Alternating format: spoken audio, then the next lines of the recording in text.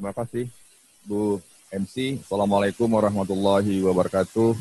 Waalaikumsalam warahmatullahi wabarakatuh. Selamat siang, salam sejahtera buat kita semua. Alhamdulillah, bersyukur kehadirat Allah Subhanahu wa taala, Tuhan yang Maha Esa. Kita diberikan rahmat untuk bisa bertemu, bersilaturahmi, dan untuk menerima pengalaman serta ilmu dari para narasumber yang telah hadir bersama kita. Yang kami hormati Bapak Kakanwil DJPB Provinsi Daerah Istimewa Yogyakarta, Pak Heru Budi Nugroho, beserta tim. Di sana ada Pak Nur Hidayat, kemudian juga kepada Ibu Yen, Kasubdit TK di Direktorat SP Kantor Pusat DJPB. Terima kasih Pak Kanwil DIY dan juga Bu Yen untuk kesempatan yang diberikan kepada kami untuk menerima sharing knowledge sharing sebenarnya yang harus kami perbanyak dari berbagai macam sumber, khususnya kepada Bapak Heru dan juga Bu Yen, karena kita ketahui Pak Heru sudah berhasil untuk membawa Kanwil DIY di tahun lalu sukses ke predikat WBK, sementara Bu Yen sudah berhasil membawa KPPN Tanjung Pandan, ya. Selain WBK juga sudah masuk ke WWM. Nah, oleh karena itu kami di wilayah Aceh ini untuk tahun 2020 ini diamanahkan untuk bisa membawa seluruh KPPN dan Kanwil mengikuti WBK dan WWM. Jadi yang mengikuti WBK adalah 6 KPPN, kecuali Banda Aceh dan Kanwil. Untuk KPPN Banda Aceh, di tahun ini akan berupaya untuk memperoleh sertifikat, memperoleh predikat sebagai kantor yang berhak menyandang WWM. Oleh karena itu, sampai dengan saat ini, posisi kita dari penilaian sementara untuk yang dilakukan oleh Kemenq, alhamdulillah semuanya sudah di atas 92. Minimal 92. Jadi untuk KPPN Banda Aceh itu bahkan sudah 97.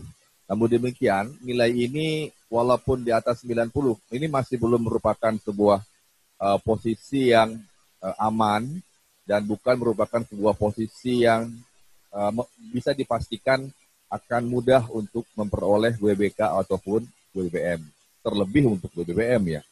Ini kita berkaca dengan beberapa pengalaman yang sudah ada di beberapa unit kerja DJPB khususnya pada saat tim penilai internal dan juga sudah cukup baik, bahkan ada yang hampir 100, sudah 99, tapi pada saat di penilaian nasional ternyata belum merupakan jaminan yang nilainya 99,9 juga masih belum menjamin. Oleh karena itu, kami merasa tetap harus melakukan persiapan yang sangat intensif dan serius di seluruh KPPN dan juga di seluruh dan di Kanwil, dengan harapan bahwa kami semua bisa mampu dan dimampukan, dimudahkan dan dilancarkan untuk menunaikan amanah yang diberikan ini.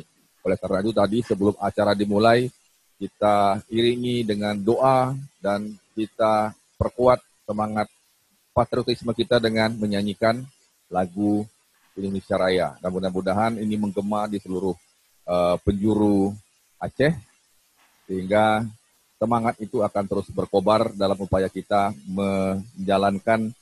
menunaikan amanah yang telah diberikan.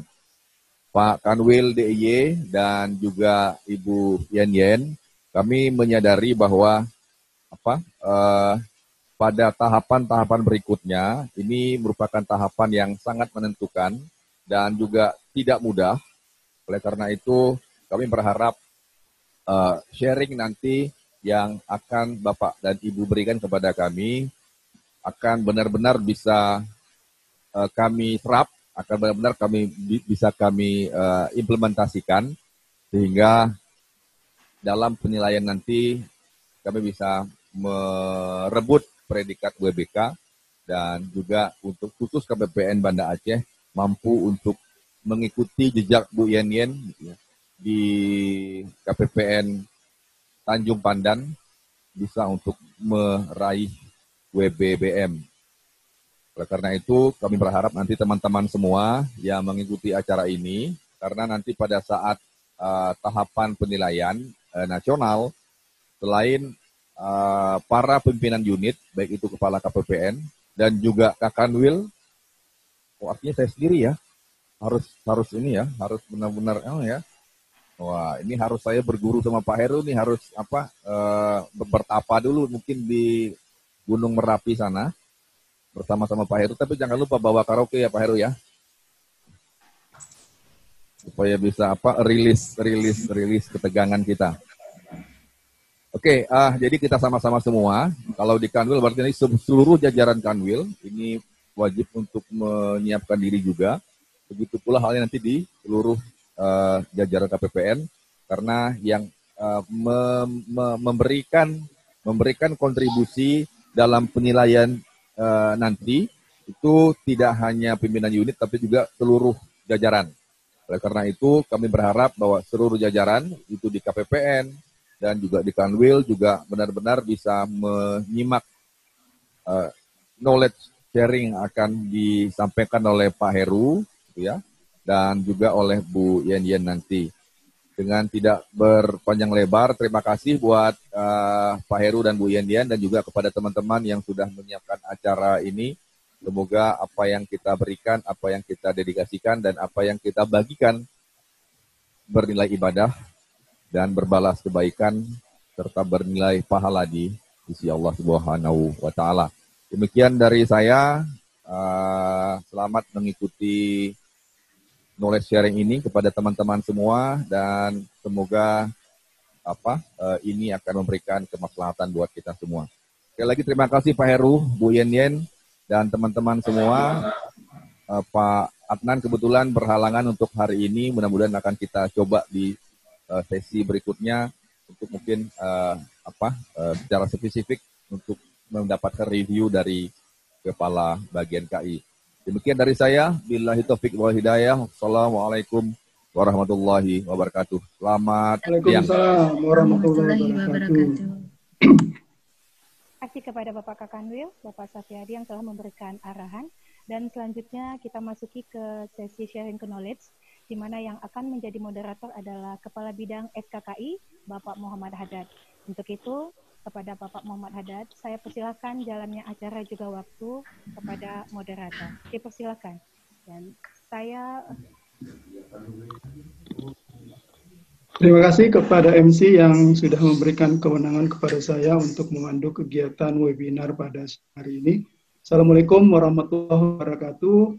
Selamat siang sejahtera bagi kita semua. Yang terhormat Bapak Kepala Kantor Wilayah Ditjen Perbendaharaan Provinsi Aceh, yang kami hormati pula narasumber pada acara siang hari ini, Bapak Kakanwil Ditjen Perbendaharaan Provinsi Daerah Istimewa Yogyakarta, serta Kasubdit Transformasi Kelembagaan DIT-SP, serta yang kami hormati dan banggakan pula rekan-rekan para hadirin yang mengikuti acara webinar knowledge sharing pembangunan zona integritas menuju WBK-WBBM lingkup Kanwil Ditjen Perbendaharaan Provinsi Aceh. Walaupun saya lihat pesertanya juga bukan hanya lingkup tapi juga beberapa KPPN yang sedang mengikuti WBK-WBBM bersedia untuk bisa hadir pada acara ini. Terima kasih kepada kedua narasumber kita yang bersedia hadir untuk membagikan pengalamannya. Sayang sekali Pak Adnan belum bisa bergabung dengan kita karena satu dan lain hal. Seperti kegiatan utama kita pada siang hari ini, Bapak Ibu sekalian, sebentar lagi kita akan sama-sama mendengarkan pengalaman yang luar biasa dari kedua narasumber kita yang sudah berhasil dalam membangun zona integritas pada unit kerjanya masing-masing. Jadi kita nanti akan sama-sama menyimak apa saja yang mesti dipersiapkan oleh unit kerja kita dalam menghadapi penilaian dari Kemenpan RB, maupun juga nanti mudah-mudahan kita akan sama-sama menyimak tips and tricks supaya unit kerja kita bisa meraih predikat WBK, WBBM. Kita layak bersyukur bahwa kita nantinya akan secara langsung mendengarkan pengalaman dari 2 orang yang sukses dalam memimpin unit kerjanya meraih predikat WBK WBBM. Narasumber kita yang pertama adalah Pak Heru Pudyo Nugroho. Beliau saat ini menjabat sebagai Kakanwil di JPB Provinsi Daerah Istimewa Yogyakarta yang pada tahun 2019 kemarin telah berhasil membawa Kanwil DJPB Provinsi Daerah Istimewa Yogyakarta meraih predikat WBK dari Kemenpan RB. Kemudian narasumber kedua kita adalah Ibu Yen Nuryeni, Kasubdit Transformasi Kelembagaan DIT-SP yang berpengalaman pula memimpin unit kerjanya, yaitu pada saat beliau menjadi Kepala KPPN Tanjung Pandan, sukses membawa KPPN Tanjung Pandan meraih predikat WBK pada tahun 2018 maupun juga predikat WBBM pada tahun 2019. Bapak Ibu sekalian, para hadirin, mudah-mudahan kita bisa mengambil kesempatan webinar ini dengan baik ya, karena memang pengalaman mereka nantinya yang akan di-share oleh narasumber kita mudah-mudahan bisa menambah motivasi serta menginspirasi unit kerja kita sekalian untuk bisa sama-sama nanti meraih predikat WBK, WBBM. Jadi silakan kepada para hadirin untuk sama-sama mendengarkan apa yang akan nanti dipaparkan oleh Bapak Kakanwil serta Ibu Kasubdit, dan apabila ada hal yang nantinya perlu ditanyakan terkait dengan materi yang sudah dipaparkan oleh kedua narasumber, kami akan berikan kesempatan kepada hadirin untuk bertanya. Baik Bapak Ibu sekalian, saya lihat teman-teman sekalian sudah sangat antusias untuk bisa mendengarkan paparan. Dengan ini kami mohon kepada narasumber pertama, Bapak Heru Pudyo Nugroho, untuk menyampaikan presentasinya kepada kita semua. Waktu dan tempat kami persilakan. Terima kasih moderator Pak Haddad. Assalamualaikum warahmatullahi wabarakatuh. Selamat siang bagi kita sekalian.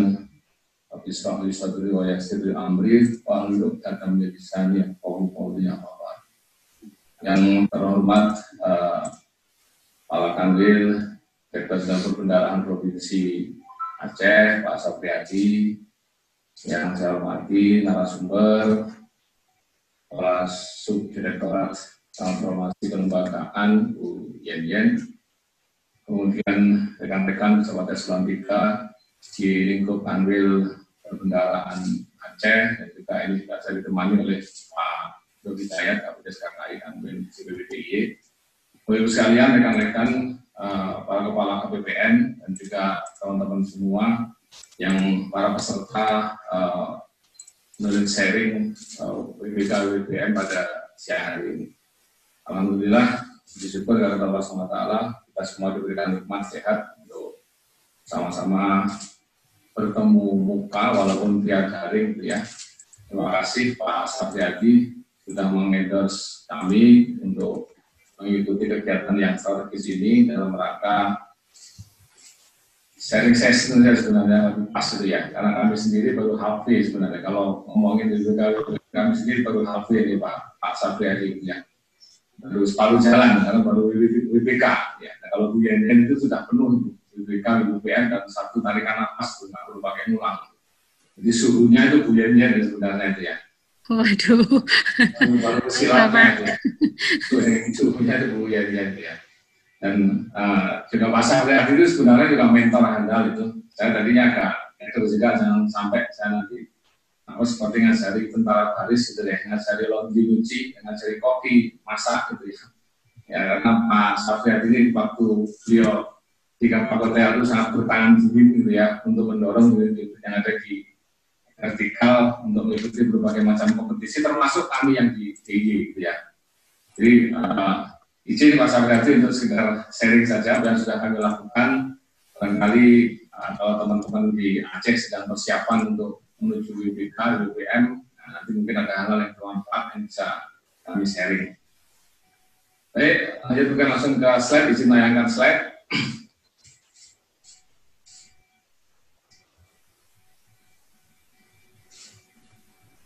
Nah, Bapak sekalian, ini izin ya, yang akan kami tayangkan ini adalah slide pada saat paparan kami di depan tim Kemenpan RB ya pada saat proses penilaian oleh tim penilaian nasional pembangunan zona integritas menuju WPK tahun lalu.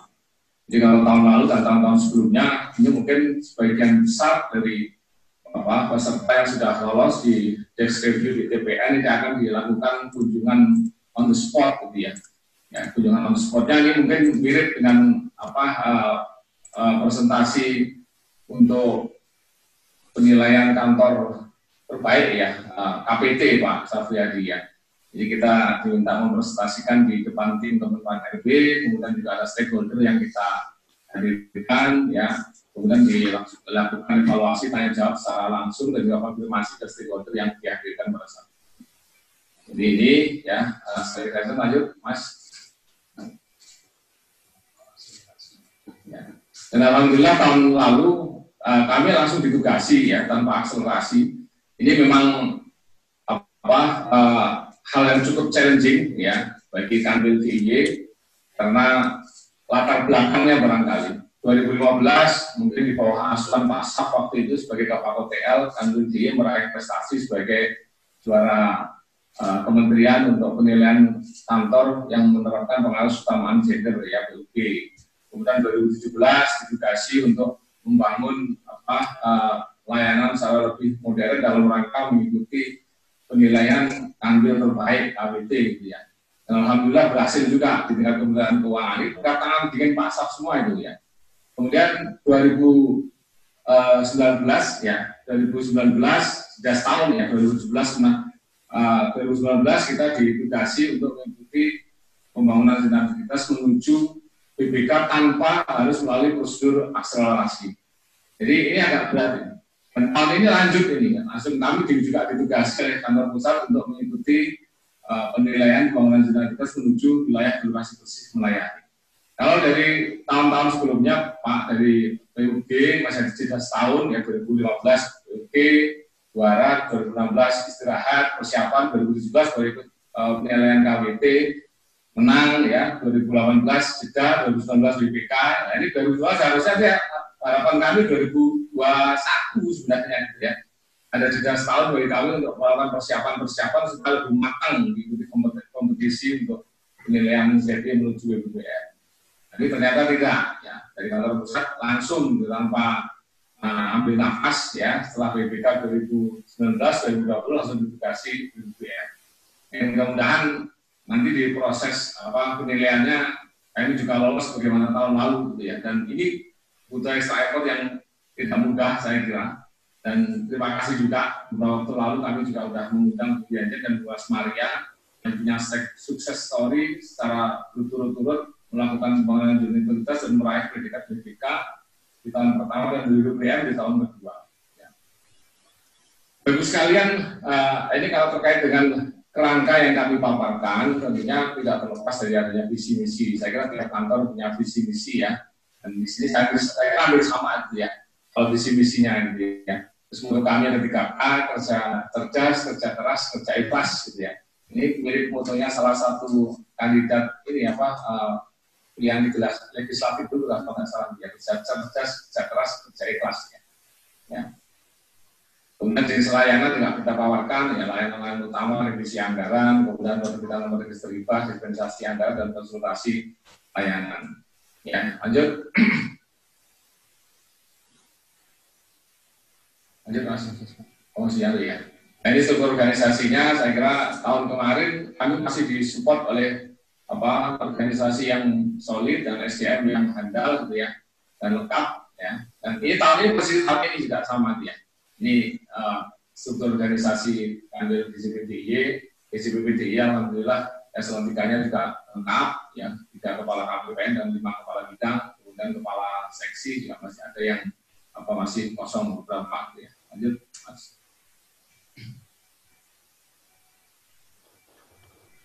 Nah ini juga kontrak kinerja ini kita paparkan juga tahun lalu gitu ya.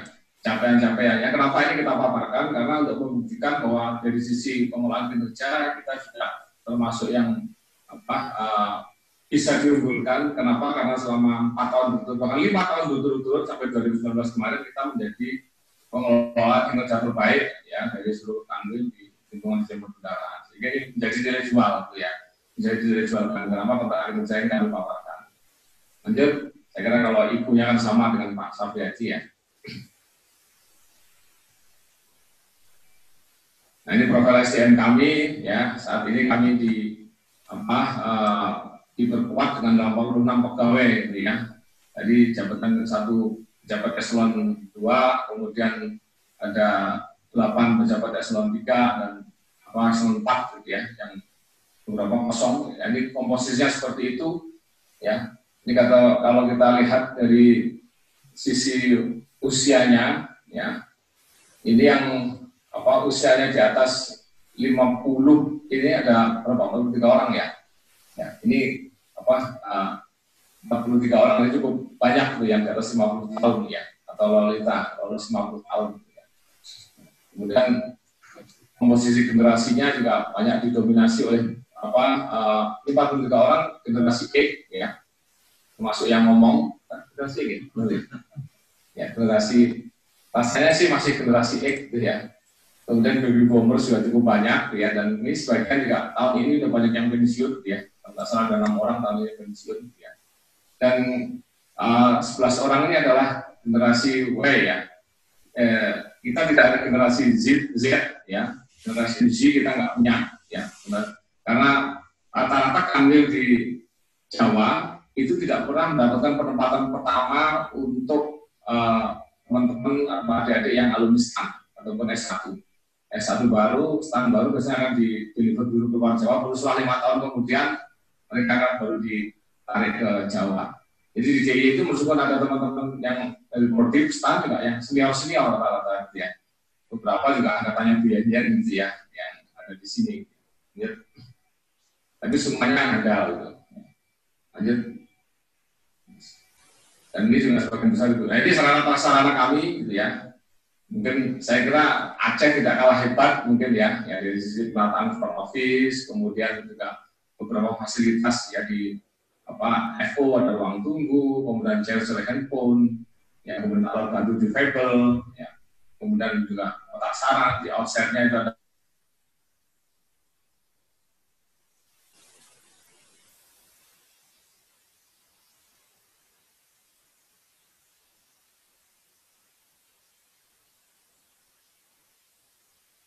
Ini kelengkapan standar karena ini dibangun dari standar Sarpas yang dulu pada saat Pak Kanwil masih menjadi Kepala OTL, settingnya sudah seperti ini gitu ya.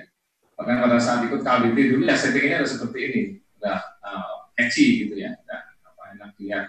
Lanjut.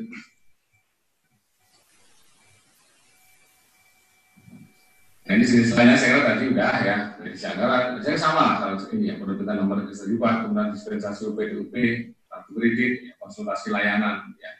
Kami melayani 383 sakter di kabupaten kota. Ya, mungkin lebih banyak Aceh gitu ya. Kita hanya membawa 3 KPPN, kalau Aceh di berapa tuh? 6 ya, 6 KPPN ya. Dan KPPN yang kita kelola juga yang dari KL ya, yang dialokasikan ke KL itu 12,23 triliun dan transfer ke daerah dan dana desa itu 10,59.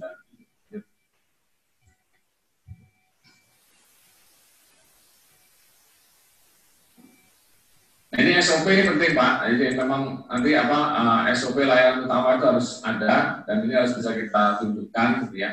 Ini sama dengan penilaian KPPN untuk ISO sebenarnya. Kalau semua aktivitas layanan ya yang kita persembahkan untuk stakeholder itu harus ada SOP layanan, termasuk inovasi. Inovasi itu juga semuanya harus ada dokumentasi SOP-nya gitu ya. Dan ini yang akan ditanyakan dan akan kita tunjukkan. Saya kira kalau tadi nilai untuk tim penilai kementerian sudah 97, saya kira ini pemain komunikasi pasti sudah masuk ya, SOP dan sebagainya. Karena ini masuk bagian di e-book ya, apa saya sekarang DA ya, Digital Integrity Assessment kalau dulu e-book ya, semua sudah di-upload di sana. Ya. Ya, lanjut.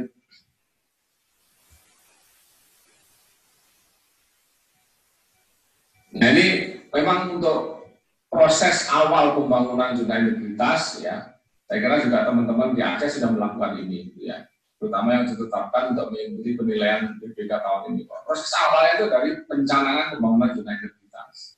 Dan ini juga pencanangan, namanya pencanangan yang kita undang hampir sebagian besar stakeholder. Blessingnya tahun lalu pada saat pencanangan awal ini belum COVID gitu ya. Kalau sekarang COVID mungkin bisa pencanangannya via virtual gitu ya, Zoom meeting. Itu bisa undang langsung di aula kita.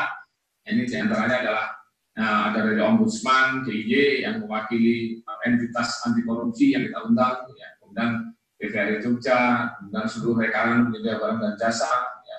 Seluruh awak media mainstream maupun media ini digital, ya, online di DIY kita undang, ya. Serta seluruh pejabat KPK termasuk KPPN juga kita undang ya untuk menjadi saksi dan menandatangani bersama itu fakta integritas ya. Jadi selain yang kita sediakan di itu juga ada itu ya, ada di KN ya, kita tanda-tangani bersama. Lanjut, pernyataan dukungan ya, pernyataan dukungan. Lanjut.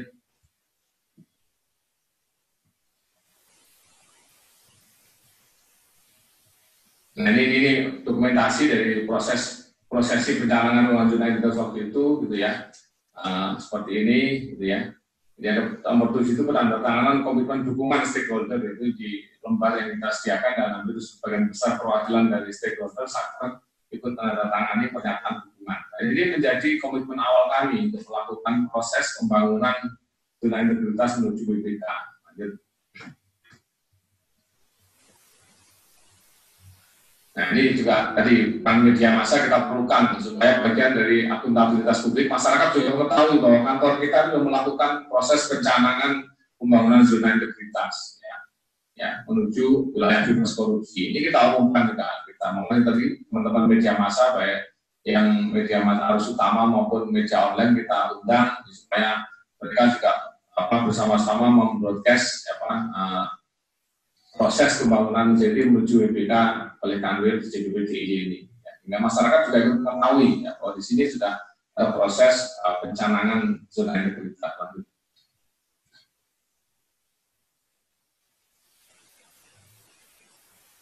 Manajemen perubahan ya. Jadi sekalian Pak Kanwil dan Bapak sekalian bahwa proses atau pembangunan zona menuju WPK WPM itu didasarkan atas komponen pemungkit yang ada 6 ya, dan komponen hasil yang ada menuju komponen hasil yang ada 2.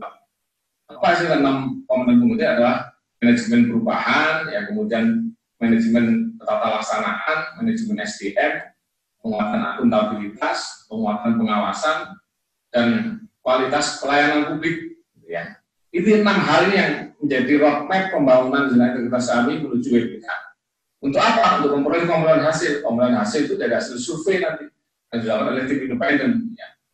Komponen pemungkit itu nilainya 60%, hasil survei itu nilainya 40%. Ya. Komponen hasilnya meliputi penilaian terkait dengan aktivitas untuk menciptakan pemerintahan yang bersih dan bebas KKN dan peningkatan pelayanan publik. Jadi ada nilai persepsi korupsi, ya, kemudian ada persentase penyelesaian tindak lanjut hasil pemeriksaan, itu ikut jadi bagian dari penilaian komponen hasil. Kemudian peningkatan pelayanan publik, ini nilai persepsi kualitas pelayanan dari sisi eksternal, ya, ini 20% nilainya. Ya, yang 20% itu cukup tinggi dan itu dilakukan survei langsung, ya kalau punyanya dulu mungkin BPS ya, waktu kami kemarin Kemenpan RB langsung yang mensurvei.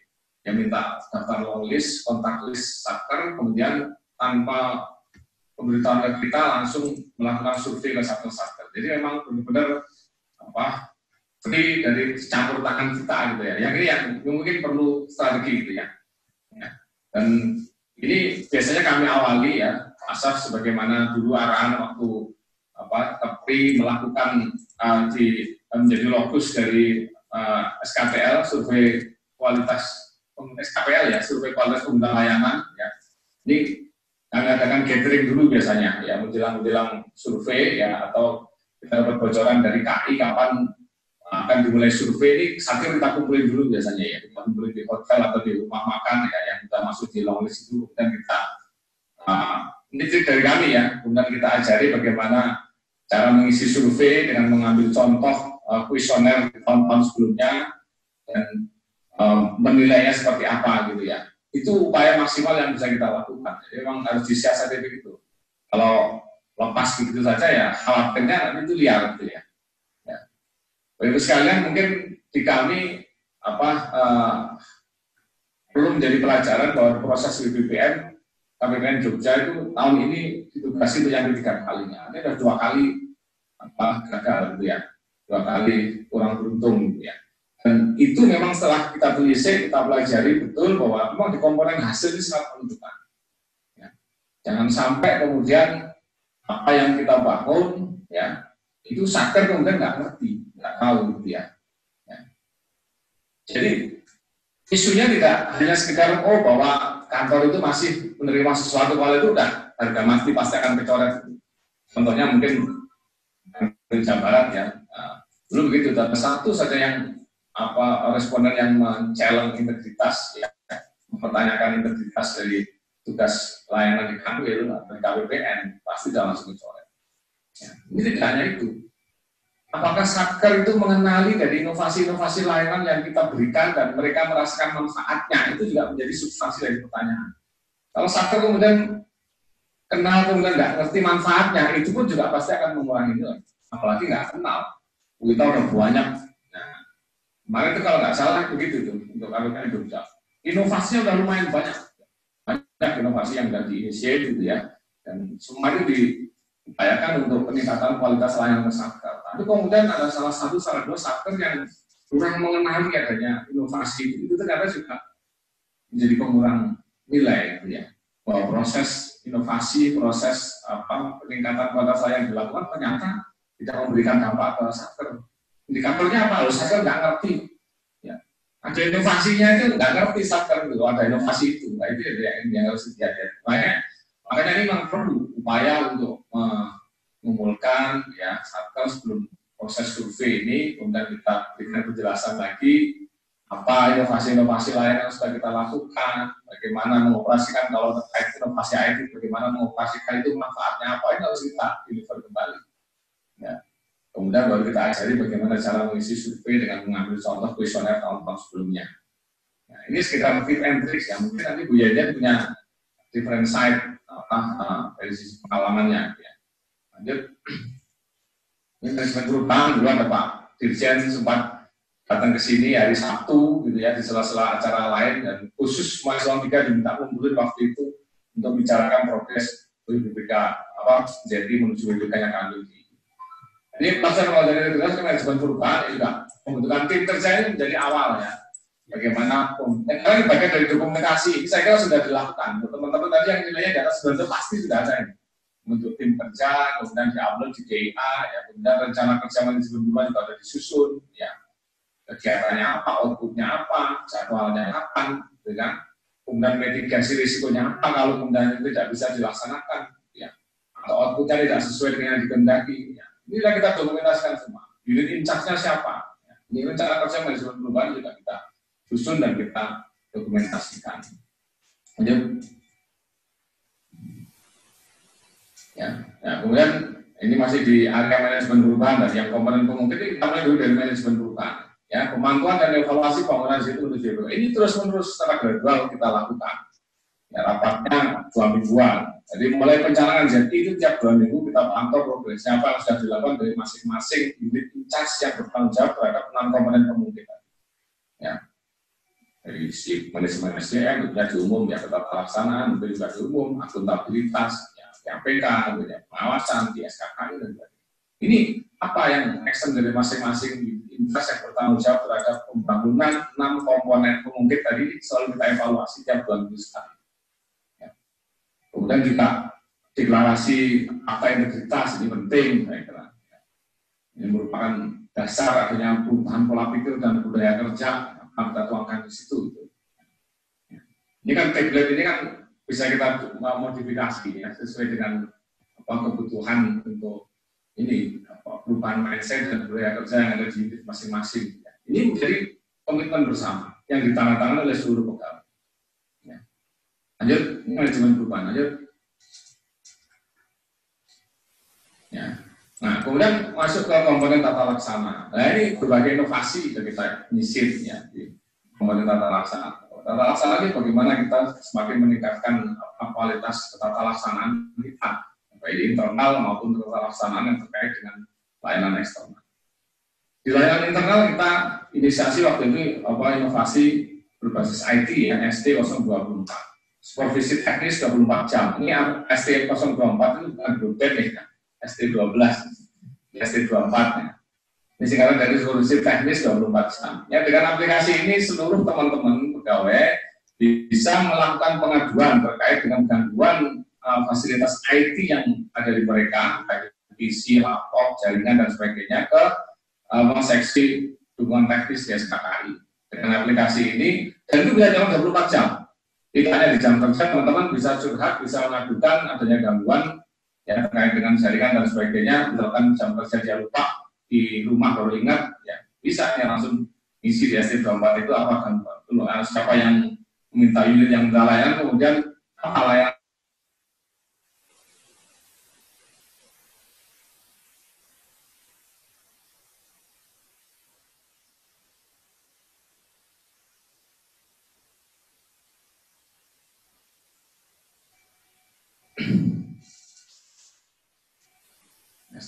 Nah, kemudian juga komponen penataan manajemen ini contoh ya, ini contoh dari tata laksanaannya. Jadi sekarang untuk penataan manajemen SDM, ini kalau dijabarkan semua nanti inovasinya waktunya nggak cukup. Ya, ini penataan contohnya seperti ini. Ya, activity untuk knowing your employee. Bagaimana kita bisa lebih dekat dan mengetahui pegawai kita dengan lebih baik. Ya, beberapa hal yang sudah kita lakukan ya, yang kartu ulang tahun, misalkan ulang tahun itu bagian dari muwongke, istilahnya orang jurusan gitu ya. Ya, muwongke, saya kira ini di kantor pusat juga sudah membudaya Pak Dirjen ya, sampai ke level 4 selalu ada yang ulang tahun dikirim kartu ucapan. Ini kami lanjutkan, diambil ya. Ya, kemudian panjang sana ke pegawai kalau senggang ya, pegawai misalkan baru punya anak lahiran dan sebagainya, saya selalu sempatkan untuk datang nengok dan sebagainya. Ini bagian dari ingin tahu rumahnya pegawai di sini, rumahnya kondisinya seperti ini, ya. Ya.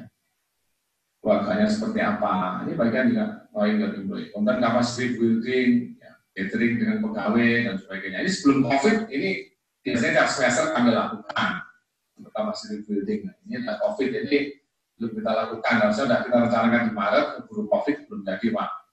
Masalah ya. Kemudian juga ini dia inisiatif dari teman-teman bagian umum ya, bagian dari upaya untuk knowing your employee, mengetahui kewajiban angsuran pinjaman dan besaran penghasilan pegawai ya, untuk dapat menopang kesejahteraan keluarga. Jadi ada analisa pinjaman, pengawasan terhadap take home-nya pegawai. Ini maksudnya supaya jangan sampai besar pasak daripada dia. Kenapa ini kami lakukan? Karena dari identifikasi atau knowing your employee dari sisi ini akan ketahuan, pegawai-pegawai yang kira-kira dalam tanda kutip besar pasak daripada tiang ini mungkin dari bidang SKKI akan secara silent melakukan ya semacam surveillance gitu ya, jangan sampai kemudian ini membawa dampak terhadap moral hazard gitu ya, men-challenge moral hazard dari pegawai ya terutama dalam berinteraksi dengan satker untuk melakukan layanan. Nah, ini juga bagian dari knowing your employee. Inventarisir alamat dan capture rumah pegawai ini juga kami menginisiasi waktu itu teman-teman di SKKI mengcapture bikin semacam map gitu ya, kemudian di Google Map itu kemudian ada dotted tadi semacam geotagging gitu ya, geotagging rumah-rumah pegawai ya. Kalau itu diklik ya muncul jalan-jalannya, kemudian foto dari rumah pegawai itu kemudian ya. Ini juga kemudian jarak tempuh ya dari rumah ke kantor itu berapa menit, sehingga kalau dia sering telat bisa ditegur. Lalu jarak tempuhmu aja ya, kondisi normal kalau Jogja kan nggak seperti Jakarta itu kreditnya paling di jalan-jalan tertentu saja, tidak semua jalan kemudian kredit macet dan kredit ya, tapi kalau macet rasanya juga jarang di sini ya, soal hujan biasanya di dalam lampu merah. Ini juga untuk mengetahui kalau pegawai sering telat ya bisa ditegur ya. Kalau memang ternyata tidak make sense, kalau rumahnya misalkan jalannya 30 kilo dari kantor, kemudian kondisi hujan dia telat, ya itu kan bisa ditolerir ya, dan itu bisa kita ketahui. Tapi kalau rumahnya dekat, kemudian sering telat, alasannya karena macet, nah ini menjadi intolerable. Ya, kemudian ada upaya-upaya pembinaan yang kita lakukan. Ini inovasi komponen penerapan manajemen SDM yang kami lakukan.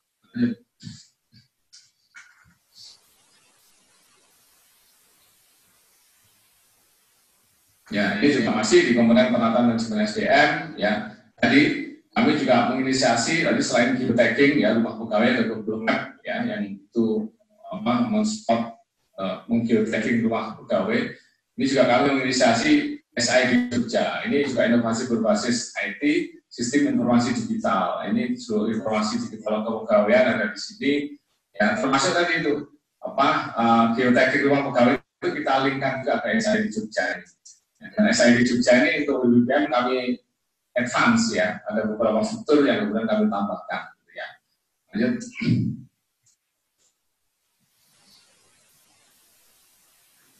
Ya, kemudian dari sisi penguatan akuntabilitas kinerja, ini beberapa hal yang kami lakukan untuk mendukung keberhasilan pengelolaan kinerja pegawai di Kanwil di JPTY gitu ya. Ya. Ini dari kontennya seperti itu, pimpinan punya komitmen yang tinggi dan terlibat secara aktif dalam pengelolaan kinerja.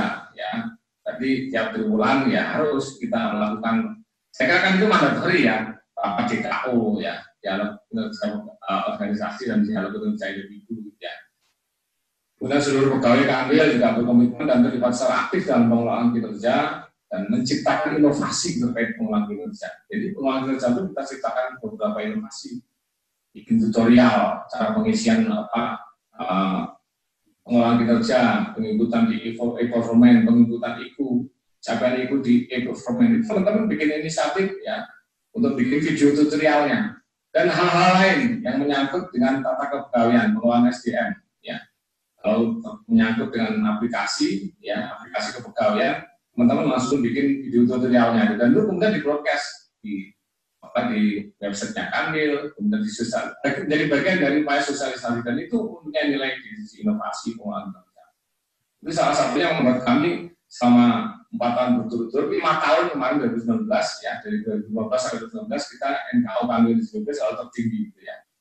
Selain dokumentasi pengelolaan kinerja yang juga bagus, ada inovasi yang dilakukan oleh teman-teman untuk selalu meningkatkan kualitas pengelolaan kinerja. Ya, lanjut.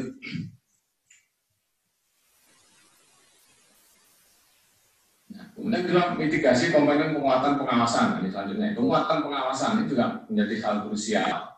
Ya, dalam gratifikasi itu menjadi mandatori, sudah kita canangkan dengan integritas, ya otomatis pengendalian bentuk itu menjadi concern utama. Ya, aktif melakukan sosialisasi anti gratifikasi, baik internal maupun ke eksternal ke Satker.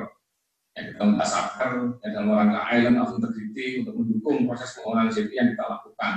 Jangan sampai men-challenge pegawai dengan hal-hal yang di luar urusan layanan utama gitu ya. Termasuk membawa sesuatu itu kan definisinya luas ya saya kira. Ini juga kita tegaskan ke Satker. Ya, jangan sampai men-challenge ya. Even bawakan pisang karena kebetulan lagi berbuah pisang di kebunnya kemudian dibawain ke kantor ya. Ini kami khawatirkan kalau nanti tidak survei apakah Anda pernah memberikan sesuatu ke petugas, ya gitu ya, padahal bukan uang, ya. Mungkin bisa pisang, bisa rambutan, bisa mangga, dan sebagainya. Ini kan kita tekankan ke sana. Cuma tidak perlu yang begitu. Kemudian pembuatan brosur leaflet anti gratifikasi ini juga masif kita lakukan, baik di leaflet elektronik maupun leaflet yang kita pasang di depan FO maupun di depan kantor. Ya.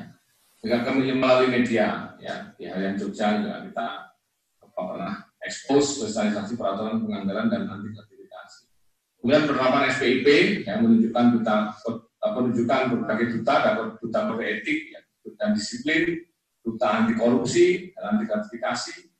Kemudian sosialisasi pelaksanaan tugas KI, budaya sadar risiko, kode etik dan disiplin pegawai, penandatanganan piagam manajemen risiko dan pembacaan kode etik dan disiplin pegawai. Ini mingguan kita lakukan, termasuk pembacaan nilai-nilai Kementerian Keuangan. Ya, ini ya. Ini mingguan kita lakukan. Lanjut. Ya, jadi masih di komponen pengawasan ya, pengendalian gratifikasi tadi ya, kemudian layanan aduan mutu rasa ini juga berbasis double site kita initiate ya. Jadi selain layanan hotline terkait pengaduan melalui nomor telepon WA, kita juga ada layanan aplikasi ya, berbasis Google Chat layanan aduan Mudoroso. Ya. Silahkan saat yang mau Mudoroso itu apa? Ya, menyampaikan curhat lah, curahan hati, curhat gitu ya. Silahkan. Kemudian ada medsos pegawai ini juga kita surveillance, bagian dari netralitas ASN, karena tahun lalu kita menghadapi agenda pemilu ya, dan pemilihan legislatif, pilpres dan pileg. Nah, ini juga ada inisiatif teman-teman untuk melakukan surveillance terkait dengan aktivitas media sosial pegawai. Jangan sampai kemudian pegawai ada yang terseret ke politik praktis, ya meskipun itu ada di media sosial. Netralitas itu perlu kita jaga. Kemudian identifikasi kejanggalan, mengamati gaya hidup pegawai ketika di kantor terkesan mewah, ya. Ada pegawai yang mobilnya gonta-ganti ya, dan terkesan mewah, ya. Hari Senin bawa BMW Z3, gitu ya. Hari Selasa bawa Rubicon, hari Rabunya bawa Hummer, gitu ya, ya kan. Ya. Hari Kamisnya bawa Rolls Royce, ini kan aneh gitu ya. Nanti kalau menjadi rasanan saker itu nanti gitu ya. Ya menjadi rasanan kalian menjadi rasanan saker sehingga kita pegawai tersebut untuk walaupun sebenarnya itu bukan bagian dari hidup mewah karena kebetulan beliaunya punya usaha sampingan, suaminya suruh mobil gitu ya. Ya sehingga memang untuk tes drive ya sering kadang-kadang di kantor gitu ya. Tapi ini kan menjadi perlu menjadi concern gitu ya. Jangan sampai kemudian satu menganggap pegawai kantor disebut jadi ternyata mewah-mewah gitu ya. Ya kesan itu yang kita ingat.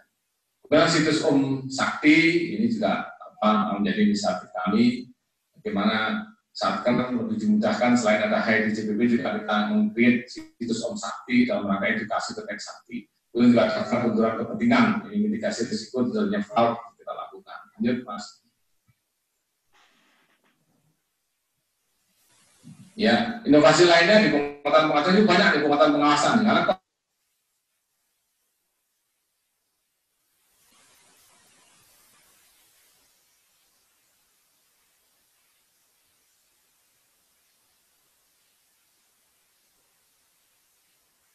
para leluhur ini kita sampaikan yang berisi apa istilahnya petuah luhur ya, ini kita sampaikan setiap minggu juga ini selain nilai-nilai Kementerian Keuangan juga begitu luhur kita sampaikan falsafah Jawa yang lebih mudah dimengerti berbasis total wisdom ini kita sampaikan sampai sekarang itu ya. Kemudian link aplikasi bisa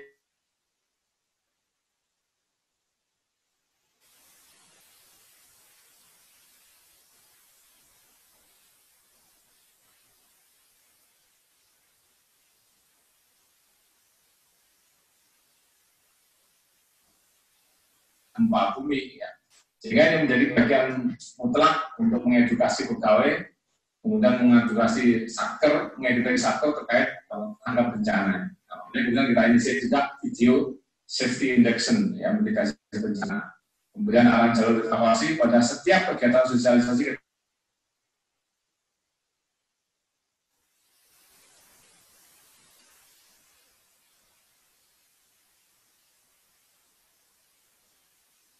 Nah ini ya komponen pemungkit yang terakhir ini peningkatan pelayanan publik. Ini ada inovasi Kamis Paringan, ini media sharing session dengan tema tertentu atau tematik ya, terkait pelaksanaan anggaran ya, tiap Kamis Paring ini memang kita lakukan. Kemudian ada informasi revisi online IROL. Nah, ini sekarang sudah di off kan ya, karena sudah diganti dengan satu DCA dan satu DCA ya, aplikasi satu DCA. Tahun lalu belum ada satu DCA, kita pakai IROL ini.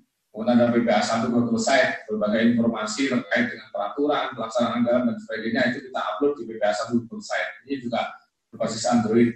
Ya, kemudian ada Jogja Budget Review, yang review terkait dengan pelaksanaan anggaran, review terkait dengan spending review. Ini kita muat di bulletin ya, bulletin triwulan Jogja Budget Review. Ya.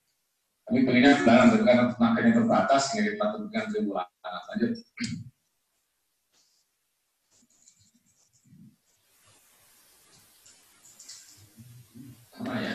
Ya. Nah ini beberapa kelebihan Pak. Ini maklumat layanan ini mutlak harus kita sampaikan ini bahwa apa yang menjadi kelebihan kita.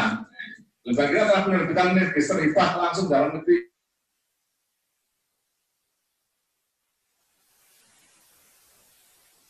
Dan mungkin sudah melakukan juga, ya. Layanan pengesahan revisi anggaran administrasi, ya. diselesaikan dari 1 hari menjadi 5 jam. Ini menjadi kedeltaan yang selalu diminta oleh oleh Kementerian RD adalah kedeltaan, gitu ya. Novelty, apa sih perubahannya dari yang common yang melayani secara umum, gitu ya? Apa bedanya? Nah, ini salah satunya yang kita berikan, gitu ya. Lanjut. Nah, mungkin jangan full screen juga nggak apa-apa mas, biar cepat gitu ya. Kemudian ini summary perubahan, jadi saya kira seperti ini, gitu ya. Tadi ini summary-nya seperti ini, itu sudah saya sampaikan semua, gitu ya. ST12 itu inovasinya itu manfaatnya ini mempercepat penanganan dan sebagainya. Dampak perubahannya sebelum inovasi, setelah inovasi ini kita sampaikan. Kalau sebelum inovasi pemerintahan secara manual harus ketemu petugas antar pegawai dengan petugas dan sebagainya. Ini enggak, dan harus di jam kerja ini enggak, jam kerja bisa gawe curhat ngadu dan sebagainya. Kami saingan. Sebelum inovasi, konsultasi di CSU terbatas 1 satuan kerja. Jadi kalau setelah inovasi peserta bisa sampai 2 sesi per hari, maksimum 10 orang per sesi. Itu banyak orang yang permasalahan yang berbeda-beda yang bisa kita tangani. Kemudian IRO tadi ya, seperti ini kita paparkan. Summary perubahan pembangunan Jatim. Lanjut. Ini sudah saya jelaskan ya. Ini perbandingannya sebelum dan setelah inovasi. Ini karena untuk memperlihatkan novelty-nya, kedeltaannya seperti apa. Dampak perubahan. Nah ini beberapa prestasi yang kami raih, ya saya kira Pak Kanwil udah paham, karena yang asistensi langsung Pak Kanwil di berbagai capaian ini, ya Pak Hotel waktu itu. Peringkat pertama dengan lomba Kanwil terbaik 2017. Peringkat pertama nilai kualitas pengelolaan kerja tingkat Kanwil tahun 2017 dari 2015 sampai 2015 menang terus ini. Peringkat pertama nilai kualitas laporan keuangan PUN 2016, peringkat kedua. Ini berbagai prestasi itu kita eksplor ke depan tim penilai. Jangan sampai ada yang luput, ya. Karena ini menjadi nilai jual kita. Ya. Apa yang segala yang kita lakukan tadi di tentang Kominfo itu poinnya salah satunya ini apa prestasinya. Ini salah satu outputnya yang bisa kita tunjukkan. Lanjut. Nah, ini masih rangkaian prestasi ya, semua dieksplor ya. Peringkat pertama wilayah IPA dan sebagainya lah ya. Saya kira Aceh juga punya apa prestasi-prestasi ini ya. Karena banyak talenta-talenta muda juga di squadnya Asaf di sana ya. Lanjut.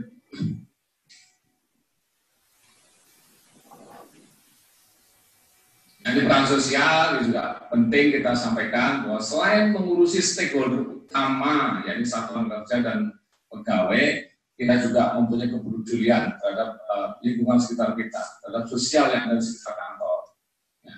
Ini kita lakukan penanaman pohon ya di kampung, ya bantuan air bersih di Gunung Kidul. Ini juga besok saya mau berangkat juga ke Gunung Kidul untuk menyampaikan bantuan air bersih karena sana sudah mulai kekeringan ya. Mungkin Aceh masih sering hujan, Jogja sudah mulai kekeringan ya. Bersih-bersih sampah di pantai ya. Kemudian edukasi APBN di lingkungan sekolah, saya kira sudah dilakukan oleh teman-teman pada saat hari bakti gitu ya. Kemudian edukasi APBN di lingkungan aparat desa ini juga kita lakukan.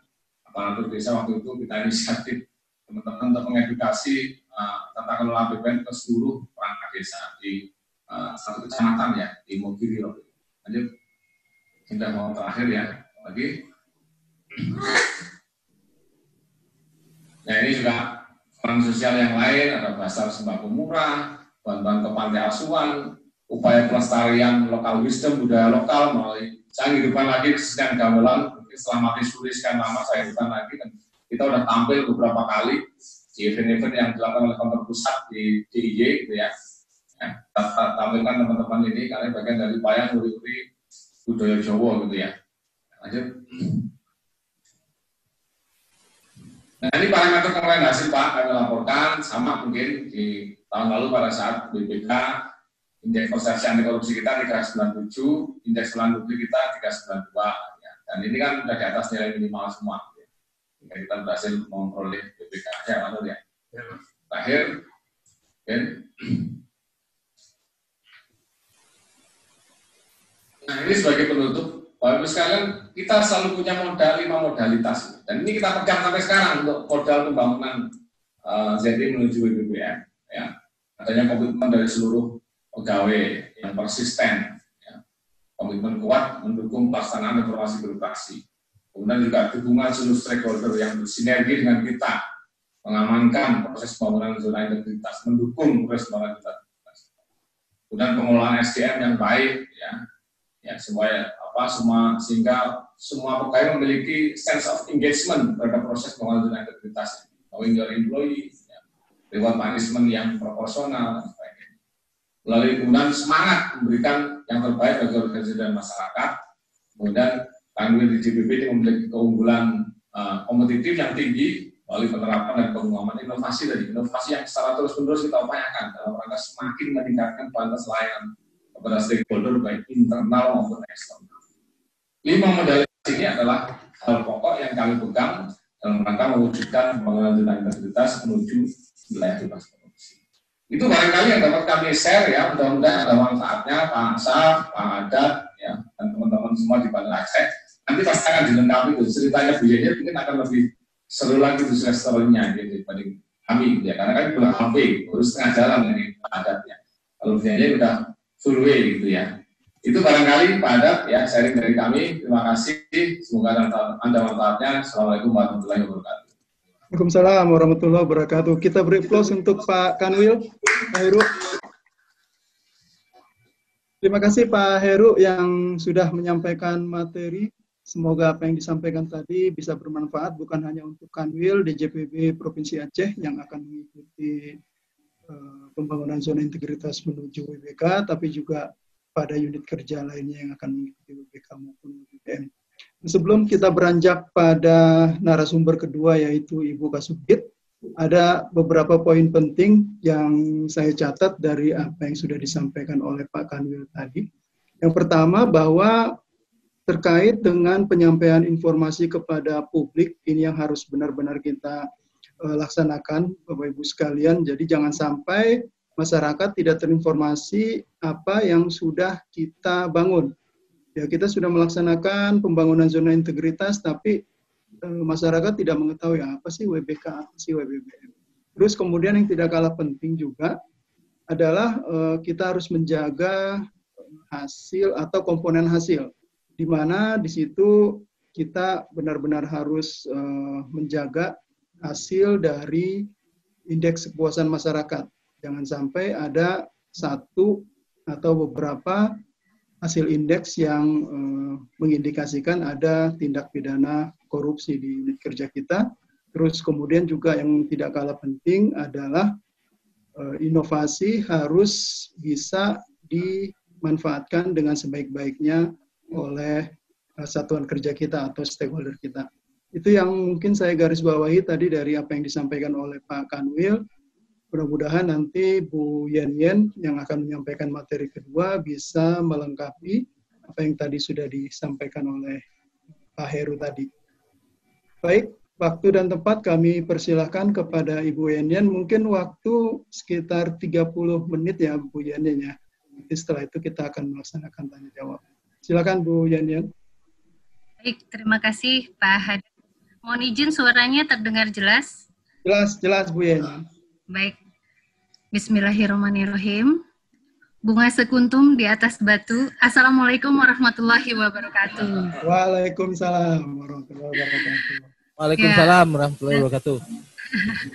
Yang saya hormati Pak Sapriyadi, Kepala Kanwil Ditjen Perbendaharaan Provinsi Aceh, dan juga Bapak Heru Pudio Nugroho, narasumber Kepala Kanwil Ditjen Perbendaharaan Provinsi DIY, dan juga Bapak Ibu, para Kepala KPPN, dan pejabat Eselon 3 Lingkup Kanwil Ditjen Perbendaharaan Provinsi Aceh, Bapak Ibu hadirin, semuanya yang berbahagia, dan saya lihat juga banyak ini Mas Hadat dari KPPN lain ya.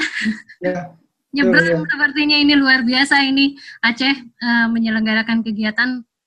Varian pesertanya banyak, mudah-mudahan memberikan manfaat yang banyak juga ya. Amin, mudah-mudahan. Baik, alhamdulillah, puji dan syukur tak henti-hentinya kita panjatkan kehadirat Allah Subhanahu wa Ta'ala karena kita bisa dipertemukan dalam keadaan daring, dan mohon izin sekali tanpa mengurangi rasa hormat, saya tadi sudah menyampaikan permohonan maaf kepada Pak Kanwil, panitia, dan mungkin Bapak Ibu semuanya. Mohon izin saya untuk off kamera. Mudah-mudahan saya bisa tetap memberikan semangat kepada Bapak Ibu semua gitu ya, tanpa mengurangi rasa hormat. Untuk itu sekali lagi mungkin saya mengucapkan terima kasih kepada Pak Kanwil dan tim Pak Kanwil Aceh dan timnya yang sudah memberikan kesempatan ini, kesempatan berharga buat saya untuk bisa sama-sama mungkin di sini sharing terkait dengan bagaimana pembangunan WBK WBBM. Walaupun sebetulnya jujur Pak Kanwil, satu-satunya ini harusnya narasumber Pak gitu. Waktu itu ada sekitar 6 kantor yang berhasil dari WBK menuju WBBM ini ya, yang berhasil gitu. Tapi dalam kesempatan ini diberikan kepada saya, insya Allah mudah-mudahan apa yang saya sampaikan bisa memberikan manfaat buat teman-teman semuanya. Nah, ini sama seperti Pak Kanwil Jogja tadi sampaikan, narasumber yang sebelumnya. Ini jangan sampai kita mengajari burung terbang gitu ya, mengajari tentara berbaris, tadi katanya mengajari bebek berenang. Jadi intinya sama gitu, ini mungkin sebagai sharing saja pengalaman, tapi saya yakin bahwa Bapak Ibu semuanya pasti sudah punya pengalaman dan sudah punya style gitu ya, bagaimana menyikapi untuk pembangunan WBK WBBM ini. Nah, sebelum masuk ke materi, ini kalau tadi Pak Kanwil untuk membangun WBK aja lumayan 40 menit gitu ya. Bagaimana kalau membangun WBK WBBM bisa 4 SKS gitu. Kasihan nih teman-teman udah keburu ngantuk semuanya. Dan jam ini adalah jam rawan gitu nih. Jangan-jangan saya bisa menyampaikan seperti ini tapi teman-teman semua tertidur gitu. Bapak Ibu semua tertidur. Karena ini adalah jam rawan ya.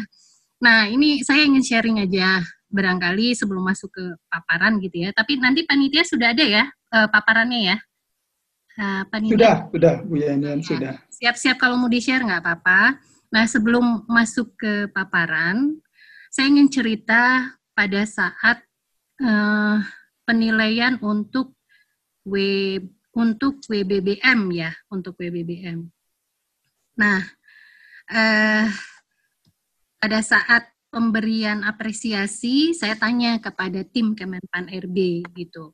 Kebetulan secara informal sempat ketemu ketua timnya, penasaran juga gitu, kenapa ya KPPN Tanjung Pandan ini bisa berhasil meraih WBBM yang notabene memang banyak gagal gitu ya saat itu. Dan KPPN Tanjung Pandan ini KPPN yang tipe A2 yang memang berhasil, yang lainnya tidak berhasil gitu. Penasaran juga. Nanya waktu itu kepada Pak Agusdin, karena ketua timnya Pak Agusdin, dan waktu itu kami penilaiannya itu melalui daring. Untuk WBBM itu daring, karena waktu itu sangat terbatas yang bisa dikunjungi oleh mereka gitu. Nah, jadi kondisinya akan sama dengan teman-teman atau Bapak Ibu. Sama mungkin ya, kondisinya akan melalui daring, sama seperti sekarang. Nah, waktu itu saya tanya, kenapa sih, apa yang membuat KPPN Tanjung Pandan bisa dapat itu? Yang pertama, wow effect. Mereka jelaskan ada wow effect, gitu. Jadi, wow effect-nya Tanjung Pandan menurut mereka adalah birokrasi tourism. Wisata birokrasi yang mungkin ini agak asing ya gitu, kedengeran di kita gitu, apa sih kaitannya, kok wisata birokrasi bisa ada kaitannya di KPPN gitu. Nah, waktu itu memang ini adalah wow efeknya KPPN Tanjung Pandan karena Pulau Belitung itu sangat terkenal dengan wisatanya, wisata alam, wisata kuliner, geopark gitu, banyak sekali spot wisatanya. Nah, jadi kenapa kita waktu itu punya inisiatif untuk membuat wow effect birokrasi tourism? Karena di Indonesia ini belum ada, sehingga waktu itu diinisiasi dengan Bupati Belitung gitu ya, dan mereka support sekali bahwa wah iya nih, ini mendukung gitu pariwisatanya mereka, sehingga ini menjadi salah satu yang wow effect-nya.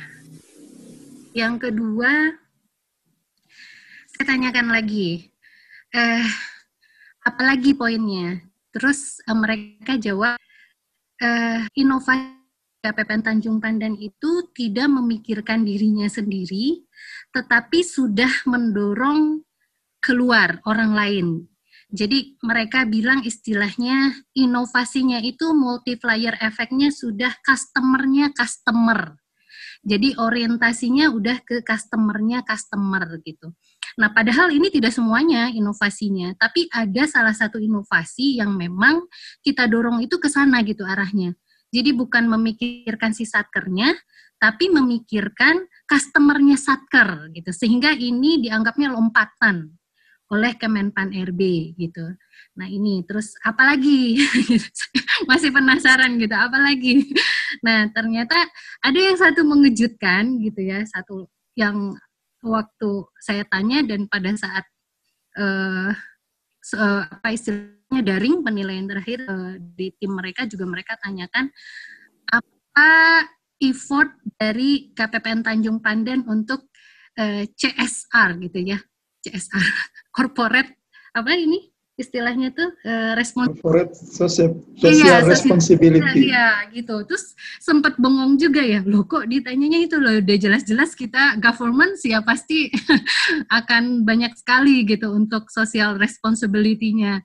Nah tapi ternyata pertanyaan itu diungkapkan karena mereka melihat bahwa di dalam slide-nya kita, di dalam substansinya kita sampaikan itu banyak sekali kita menggandeng masyarakat, banyak sekali keterlibatan masyarakat di dalam kegiatan kita gitu ya, sehingga itu menurut mereka multiplier efeknya dari keberhasilan reformasi birokrasi itu bisa sampai gitu kepada masyarakat dengan berbagai segmen masyarakatnya itu ke level desa, ke level komunitas gitu, ke level-level yang memang sebetulnya bukan menjadi satker kita gitu. Nah ternyata itu menjadi poin dari Kemenpan RB gitu. Dan yang terakhir adalah faktor leadership.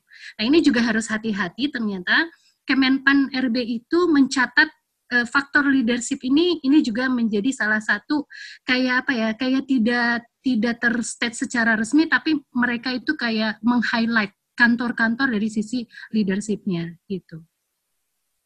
Nah, itu yang saya akan sharing dulu ya, terkait dengan bagaimana penilaian pada saat WBBM. Nah, kemudian untuk yang penilaian WBK, kebetulan waktu itu kita dapat kunjungan langsung di tahun 2018, dan untuk WBK ini tetap harus ada wow effect gitu ya pada saat kunjungan ke kantor kita. Nah, yang menarik perhatian di tahun 2018 menurut Kemenpan RB itu adalah layanannya LICE kita, layanan istimewa atau Zoom meeting gitu ya. Kalau sekarang mungkin Zoom meeting menjadi hal yang biasa, tapi pada saat di 2018 dan kami membangunnya di 2017, itu menurut Kemenpan RB itu sesuatu wow effect gitu pada saat itu. Jadi digali terus pada saat mereka datang ke KPPN. Kenapa waktu itu digali? Karena kita bisa menjelaskan kepada mereka bagaimana di tengah pulau ini dengan keterbatasan dana, keterbatasan surplus, tapi tetap membuat inovasi yang tidak berbiaya. Istilahnya Zoom meeting yang waktu itu kita laksanakan tidak menggunakan anggaran berbayar. Jadi menggunakan gratis yang 40 menit mati gitu ya. Nah, tetapi itu kita jelaskan kepada Kemenpan RB sehingga ini yang menjadi nilai plus pada saat itu sehingga KPPN Tanjung Pandan bisa masuk dan meraih WBK gitu ya di samping inovasi-inovasi lainnya. Baik, Bapak Ibu, mohon izin sekarang untuk berbagi materi ya, masuk ke slide-nya. Nah, seperti yang disampaikan oleh Pak Kanwil Jogja, narasumber sebelumnya, memang untuk membangun WBK-WBBM ini pastinya Bapak Ibu harus pegang perputaran RB-nya dulu. Yang sebelumnya Permenpan RB 52 tahun 2014 dan sekarang Permenpan RB nomor 10 2019. Gitu. Nah, kenapa harus ini harus dipegang? Karena itu yang harus dipahami gitu ya. Jadi detail itu memang ada di situ sebetulnya gitu. Nah, jadi ketika misalkan kita memang pegang seperti itu, maka untuk menjalankan 6 komponen pengungkit itu tidak akan kesulitan gitu ya. Nah, yang tadi yang disebutkan oleh Pak Kanwil Jogja itu pengungkitnya banyak sekali ya, ada 6 gitu, detailnya juga banyak sekali. Ini pastinya Bapak Ibu semua yang membangun WBK dan WBBM pasti sudah paham dan setiap itemnya itu harus dituntut inovasi. Nah, itu waktu itu KPPN Tanjung Pandan pada saat diusulkan untuk WBBM ini ada sekitar 33 inovasi. Pak Asa pasti ketawa karena waktu itu termasuk salah satu yang mengomentari ya Pak. Waktu itu masih 29 ya Pak, barangkali Bapak masih ingat waktu sharing dengan Pak Dirjen. Dan terakhir bertambah lagi jadi sudah 33, sekitar 33 inovasi selama kurun waktu itu 2,5 tahun ya, dari mulai pembangunan zona integritas, lalu menuju WBK-nya, kemudian menuju WBBM-nya. Kemudian untuk prestasi, nah sampai dengan kemarin terakhir itu ada sekitar 36 apresiasi dan prestasi ya, gitu. Itu dari berbagai tingkatan, mulai dari masyarakat desa, dari pemerintahan Pemda juga, dan dari ada kebetulan dari dunia internasional, dari Mediaspora Western Australia dari Perth gitu, itu juga memberikan apresiasi kepada Tanjung Pandan atas sharing istilahnya inspiring story gitu terkait bagaimana kita dari terpuruk waktu itu kejadian Lion sampai akhirnya bisa berubah semangatnya gitu, memberikan semangatnya, meneruskan perjuangan teman-teman yang menjadi korban Lion itu meraih WBK. Nah, itu dijadikan salah satu artikel di Mediaspora Australia itu, dan itu diapresiasi oleh mereka. Nah, itu juga termasuk salah satu apresiasi yang ada di KPPN Tanjung Pandan. Nah, baik, lanjut untuk materi pembangunan 6 komponen pengungkit. Nah, ini seperti yang tadi disampaikan oleh Pak Kanwil Jogja, pasti frame yang dibangun ini adalah manajemen perubahan, penataan tata laksana, penataan sistem manajemen SDM, penguatan akuntabilitas, penguatan pengawasan, peningkatan kualitas pelayanan publik. Ini memang betul-betul istilahnya kalau kami menempatkannya dulu ini adalah sebagai bagaimana kita membangun kantor gitu, tetapi sistemik dan terarah serta hasilnya terukur gitu. Jadi enak sebetulnya. Jadi ketika membangun kantor dengan ada parameter yang jelas itu, apalagi ini sebetulnya kalau lihat permenpannya itu detail banget gitu ya. Seperti itu, jadi kayak guidance-nya tuh clear gitu. Jadi sebetulnya tuh Bapak Ibu diuntungkan kalau mendapatkan mandat membangun kantornya itu pegang WBK atau WBBM yang berdasarkan Permenpan ini. Kalau menurut saya malah ini kayak paket lengkap gitu. Paket lengkap gitu, udah nggak usah pikir lagi, udah ikutin aja, ikutin semua di situ, nanti pasti kantornya itu kayak bonus gitu. Jadi kayak tahu-tahu kok kantornya jadi bagus ya gitu, karena tanpa sadar kalau ngikutin item-item itu kayak naturalnya itu ya hasilnya akan seperti bonus gitu ya, kadang di luar ekspektasi kita gitu hasilnya. Lanjut. Nah, ini mau menunjukkan bahwa nanti kalau ternyata kantor-kantor yang sudah berhasil misalkan nanti meraih ke WBK dan akhirnya diberikan mandat lagi ke WBBM, ini perjalanannya masih panjang. Jadi kalau untuk membangun zona integritas mulai dari pencanangan, pembangunan zona integritas, apalagi kalau dulu Tanjung Pandan itu mandatnya dari akselerasi, jadi 3 kali mandatnya. Pertama akselerasi, yang kedua pembangunan zona integritas menuju WBK, yang berikutnya adalah pembangunan zona integritas menuju WBBM gitu ya. Jadi 3 tahun.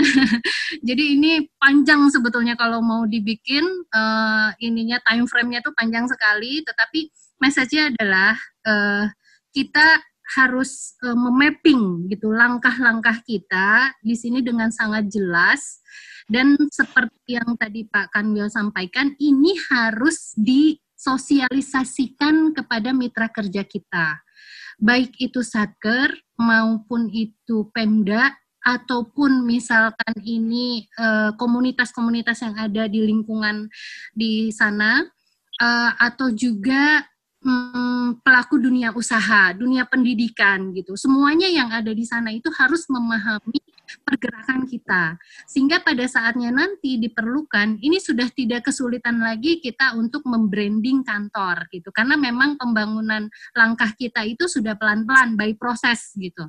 Nah, ini hanya menunjukkan memang perjalanannya panjang sekali dan memerlukan komitmen dari berbagai pihak. Jadi kalau setelah WBK ini perjalanannya masih banyak nih. Setelah WBK, saya cerita setelah menerima penghargaan WBK masih ada kelanjutannya. Hardkodia ini biasanya diisi dengan kegiatan-kegiatan bagaimana kita berkomitmen penuh dengan pembangunan zona integritas. Nanti ada kita simak ya detailnya. Lalu ini membangun lagi benchmarking dan role model kantor predikat WBK, karena biasanya menerima kunjungan-kunjungan gitu.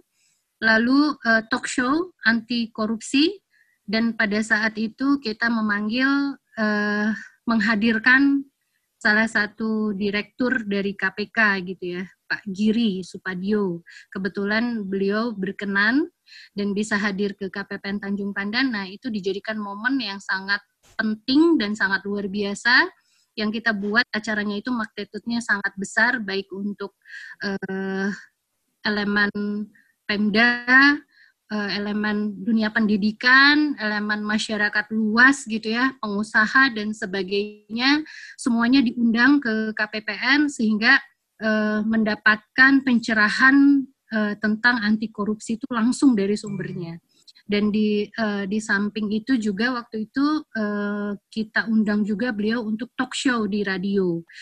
Kita undang juga untuk memilih ke salah satu SMA untuk sharing session di sana juga gitu. Jadi satu kali datang itu ada 3 kegiatan dari KPK yang waktu itu kita kemas untuk mendukung pembangunan zona integritasnya KPPN Tanjung Pandan. Lalu berikutnya adalah inisiasi untuk inovasi-inovasi lagi, talk show, dan kemudian penguatan komitmen. Lanjut lagi dengan penguatan komitmen itu dengan beberapa institusi. Ini kalau nggak salah dengan kejaksaan, dengan KPP, dan juga menghadirkan semua tokoh-tokoh elemen masyarakat tempatnya di kejaksaan. Waktu itu sama-sama kita 3 unit ini dari Belitung menerima penghargaan WBK gitu ya, ada 3 institusi. Lalu kemudian lanjut Mas. Lanjut Mas. Ya, lanjut. Nah, ini sebelumnya, slide sebelumnya. Sebelumnya lagi. Ya. Nah, ini kemudian dilanjutkan launching. Waktu itu launching untuk inovasi baru, implementasi inovasi LAIS, knowing your employer. Artinya ini semua perjalanan yang pada saat itu menuju WBBM gitu dijelaskan. Jadi memang perjalanan yang sangat panjang sekali. Kalau istilahnya ini adalah membangun proses gitu ya, membangun proses yang harus didokumentasikan dengan sangat baik karena bukan instan. Nah, jadi apa yang kita kerjakan itu semuanya didokumentasikan gitu ya. Dokumentasi kita menunjukkan apa yang kita kerjakan. Lanjut. Nah, ini yang sangat penting pada saat nanti menyampaikan presentasi kepada teman-teman tim penilai dari Kemenpan RB gitu ya, itu adalah kita harus bisa mengcapture apa yang menjadi keunggulan unit kita, apa yang menjadi deltanya itu perbedaan. Mungkin kalau kantor KPPN atau unit-unit yang sebelumnya belum pernah diajukan WBK, lalu sekarang tahun ini menjadi WBK, maka harus bisa menunjukkan deltanya gitu ya. Sebelum seperti apa dan sekarang WBK seperti apa. Nah, itu deltanya itu harus bisa ditunjukkan. Dan yang kemudian nanti ada matrik pembeda gitu. Ini yang dilengkapi di materi pada saat disampaikan kepada Kemenpan RB. Jadi kenapa nanti di materinya itu harus ada keunggulan, 1, 2 kedeltaan, 3 matrik gitu. Ini yang menjadi kunci ya.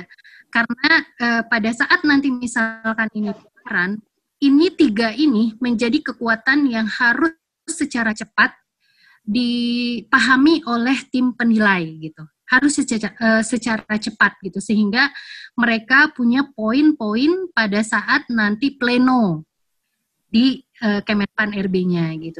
Nah, jadi menurut pengalaman kami, dengan kita bisa memapping keunggulan ini, maka nanti dengan mudah mereka mengingat gitu ya, bahwa kantor ini adalah keunggulannya ini bla bla bla gitu ya.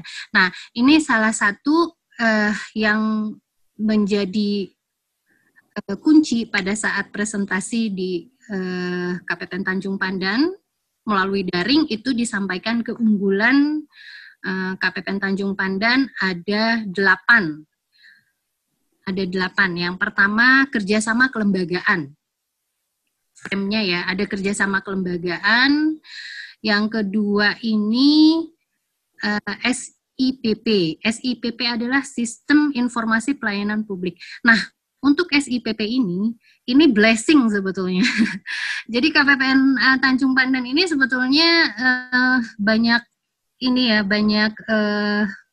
blessing-nya, karena waktu itu diberikan mandat oleh kantor pusat, khususnya dari Kemenq ya, ini dari Sekjen. Waktu itu ada beberapa kantor yang diusulkan untuk melaksanakan sistem informasi pelayanan publik ini.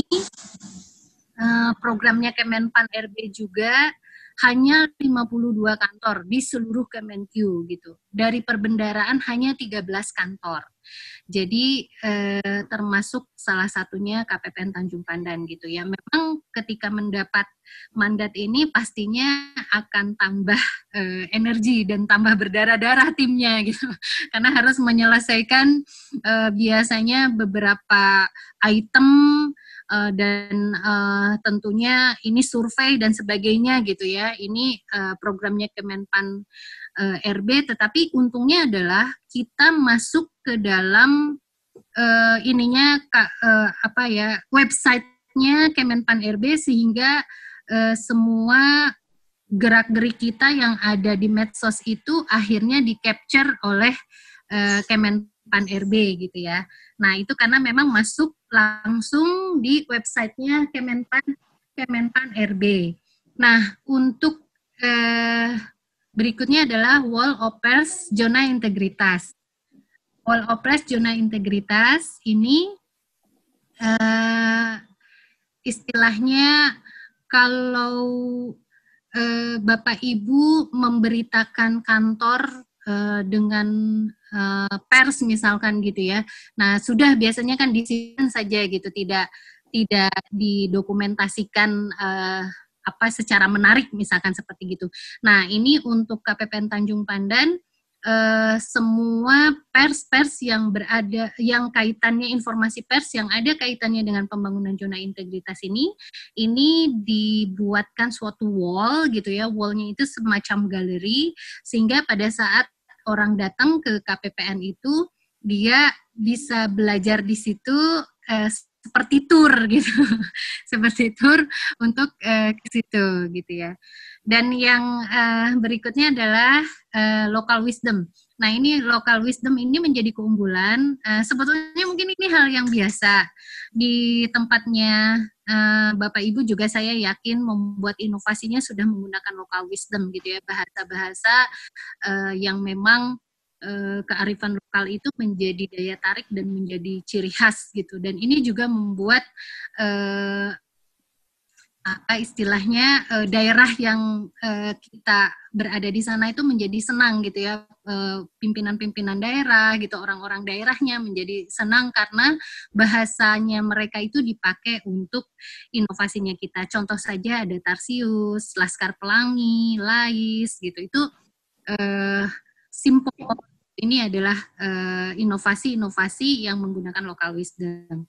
Lalu yang berikutnya ini adalah engagement dalam masyarakat, itu peranannya kita, yang tadi yang saya sampaikan di awal, bahwa peranannya KPPN Tanjung Pandan tidak hanya kepada Satker, tetapi bagaimana bisa masuk ke berbagai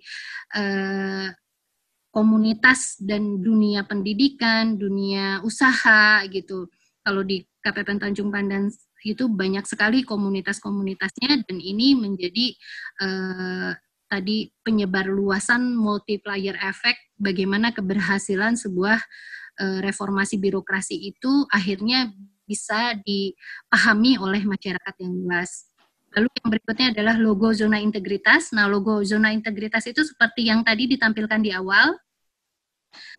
Di slide yang paling awal tadi ada logo gitu ya, di situ ada huruf Z dan I, itu juga menjadi keunggulan kita. Kenapa? Karena logo itu ya, nah karena logo ini kami yang ciptakan gitu. Jadi di awal-awal itu ada beberapa KPPN yang menggunakan logo ini gitu, disangkanya mungkin ini logonya ZI.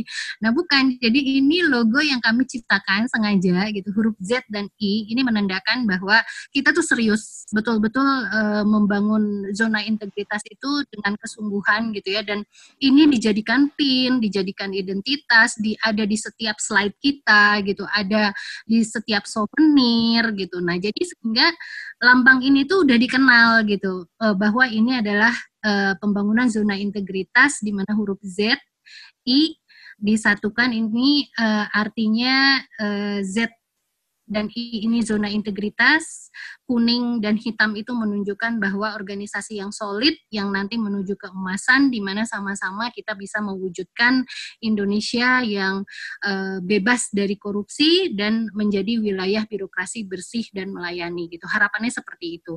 Dan ini dipakai setiap hari oleh para pegawai di KPPN Tanjung Pandan. Lanjut, keunggulan lagi. Tadi slide yang 6. Ya. Nah, ini replikasi inovasi yang dapat diterapkan secara nasional. Nah, ini keunggulannya adalah KPPN Tanjung Pandan secara resmi inovasi LICE ini mendapatkan istilahnya restu ya, dengan adanya surat dari Setdijen bahwa ini bisa inovasi ini diterapkan secara nasional, bisa direplikasi gitu. Dan yang berikutnya adalah replikasi pembangunan zona integritas oleh unit kerja lain. Ini banyak sekali kantor-kantor atau unit-unit yang belajar pembangunan zona integritas di KPPN Tanjung Pandan dan akhirnya berhasil meraih WBK gitu. Bahkan ada Kejaksaan Negeri Belitung itu yang istilahnya awalnya hanya belajar biasa saja, pengen tahu bagaimana sih WBK itu gitu, membangun zona integritas itu, tapi akhirnya dia serius membangun, sama-sama kita dukung gitu, dan ternyata pada saat menerima penghargaan sama satu panggung menerima penghargaan WBK gitu. Nah itu juga termasuk salah satunya. Di samping Pemda-Pemda juga banyak sekali yang belajar di KPPN Tanjung Pandan. Dan satu lagi keunggulannya kemarin itu disampaikan bahwa kita mendapatkan penghargaan internasional dari Mediaspora Western Australia dari Perth. Lanjut, Mas. Ya, ini tadi untuk kerjasama kelembagaan, mungkin ini sekilas saja ya istilah-istilahnya, termasuk kerjasama kelembagaan, tetapi juga termasuk salah satu yang menjadi poin untuk apa tadi nama istilahnya local wisdom. Nah, gitu, menjadi salah satu poin untuk local wisdom. Jadi salah satunya sama kelembagaan itu adalah SAUKI. SAUKI ini sarana untuk penguatan kerjasama kelembagaan instansi gitu. Nah, SAUKI ini kalau bahasa Belitungnya adalah saringan alat dapur gitu ya. Jadi ini kayak keren, kayak bahasa Jepang, padahal sebetulnya ini alat dapur SAUKI gitu. Ini agak sedikit maksa, tetapi sengaja gitu, biar menarik perhatian gitu, sarana untuk penguatan kerjasama kelembagaan antar instansi. Nah, ini sebetulnya perjanjian kerjasama antara TASPEN, TASPEN-nya juga memang jauh gitu di Pangkal Pinang, tidak satu lokasi dengan KPP Tanjung Pandan, yang bisa memberikan layanan service point gitu, terkait dengan bagaimana layanan-layanan TASPEN. Dan juga BPJS untuk kesehatan. Nah, ini juga disatukan di dalam layanan di KPPN Tanjung Pandan. Ini layanannya disepakati dalam 1 tahun itu ada 5 kali gitu, dan biayanya masing-masing. Artinya pada saat 5 kali 1 tahun itu diagendakan di awal dan mereka komit gitu. Mereka komit sehingga setiap pertemuan itu selalu ada 3 instansi ini akan memberikan layanan sama-sama jam layanannya seperti jam layanan KPPN gitu. Dan ini yang diapresiasi oleh Kemenpan RB yang tadi inovasinya sudah care ke customer-nya customer gitu. Jadi sudah bukan memikirkannya si Satker itu, tapi si Satker ini bagaimana memberikan kinerja yang terbaiknya untuk para pegawainya. Nah, ini yang dimaksud oleh mereka, inovasinya itu sudah ada multiplier effect, memikirkan customer-nya customer, tidak hanya memikirkan bagaimana membangun dirinya sendiri gitu ya. Walaupun mungkin ini bagian yang salah satunya gitu ya. Tidak semua inovasinya KPPN Tanjung Pandan orientasinya customer-nya customer gitu. Lalu selanjutnya ini untuk Tarsius. Nah, ini Tarsius istilahnya ini juga ke local wisdom ya, masuk ke dalam local wisdom juga. Jadi si Tarsius ini kerjasama dengan BRI gitu ya, untuk memberikan layanan mobile di KPPN, dan biasanya ini di akhir tahun, memberikan kemudahan dan mempercepat proses penyetoran sisa UP, pajak, dan PNBP.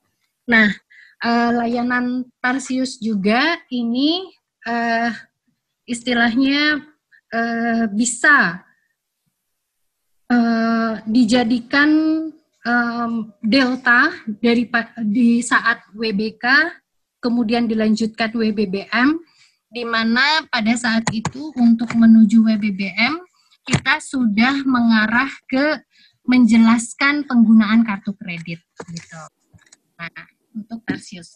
Lanjut, ini MOU dengan Polres Belitung terkait dengan dana desa.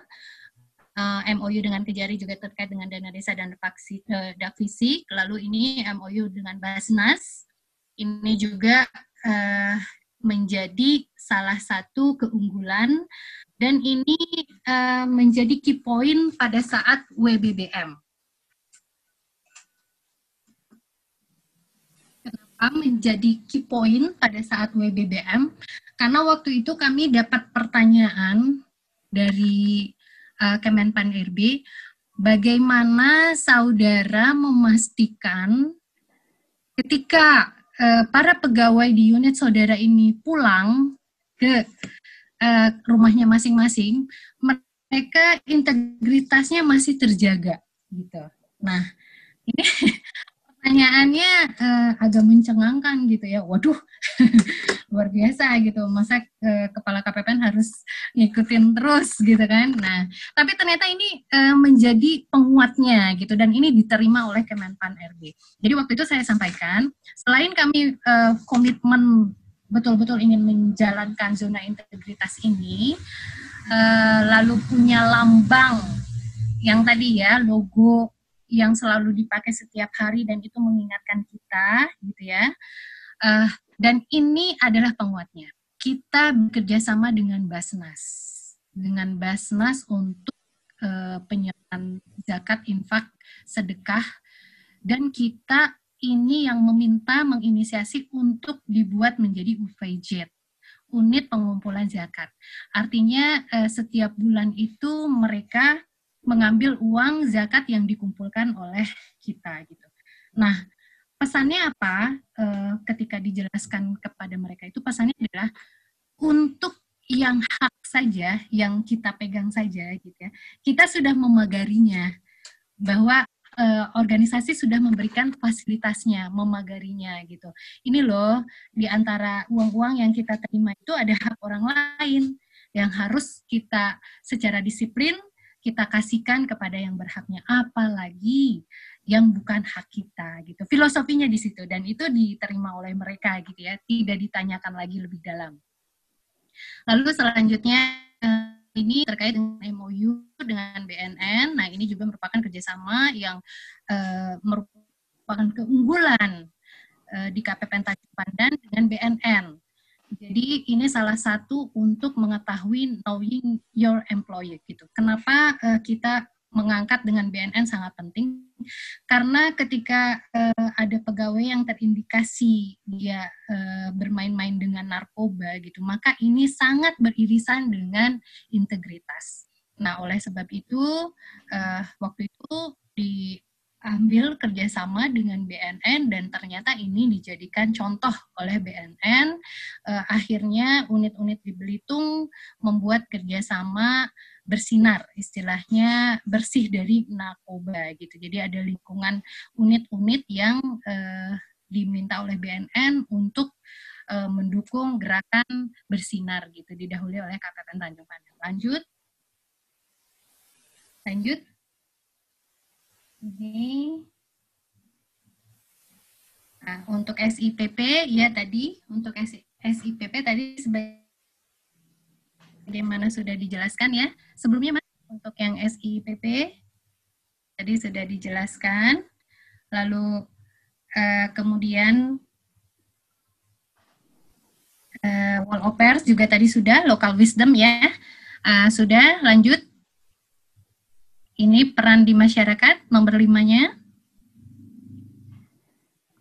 Ini engagement dalam masyarakat, jadi bagaimana kontribusi kita ke dalam masyarakat juga ini menjadi penting.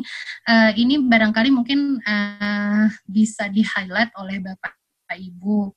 Jadi sekaligus, misalkan Bapak Ibu ada aktivitas berinteraksi dengan masyarakat, itu langsung di-branding saja.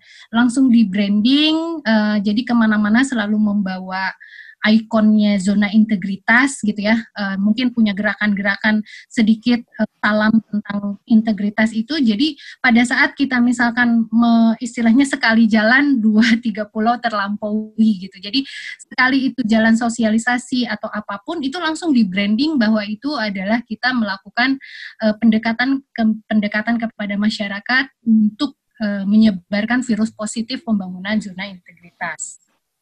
Nah, itu salah satunya yang dilakukan oleh KPPN Tanjung Pandan, mulai dari desa, lalu melibatkan UMKM gitu ya di dalam gerakan-gerakannya KPPN Tanjung Pandan, lalu juga mendukung kepariwisataan di Kabupaten Belitung gitu. Itu semua undangan-undangan biasanya yang terkait dengan pariwisata kita berupaya hadiri. Karena apa? Karena sebetulnya disitulah titik kita untuk menyebarkan tadi lebih luas lagi, dan ini ternyata yang diapresiasi oleh Kemenpan RB gitu ya. Lanjut, ini semua ketika diundang juga kegiatan-kegiatan oleh unit-unit lain, satker-satker kita berusaha datang untuk ke sana. Lalu selanjutnya, mohon maaf. Selanjutnya ini menciptakan logo yang tadi ya, yang sudah disampaikan di awal.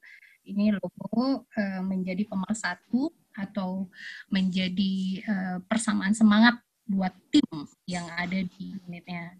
Yang berikutnya adalah inovasi yang dapat direplikasi oleh unit lain yang tadi sesuai dengan nota dinas dari Setjen terkait dengan inovasi layanan LICE, yaitu Zoom untuk CSO online gitu ya. Tapi ini sudah mendapat perluasannya, jadi tidak hanya CSO online, bisa sosialisasi, bisa training, bisa juga untuk launching bahkan gitu ya, untuk segala macam keperluan kita melalui Zoom. Kalau sekarang mungkin ini nggak aneh, tapi pada saat yang awal-awal ini memang menjadi inovasi yang sangat berarti gitu ya, sebelum adanya corona ini gitu, COVID ini. Lanjut. Nah, ini replikasi pembangunan zona integritas yang tadi Kejaksaan Negeri Belitung. Sebelumnya Mas, Kejaksaan Negeri Belitung.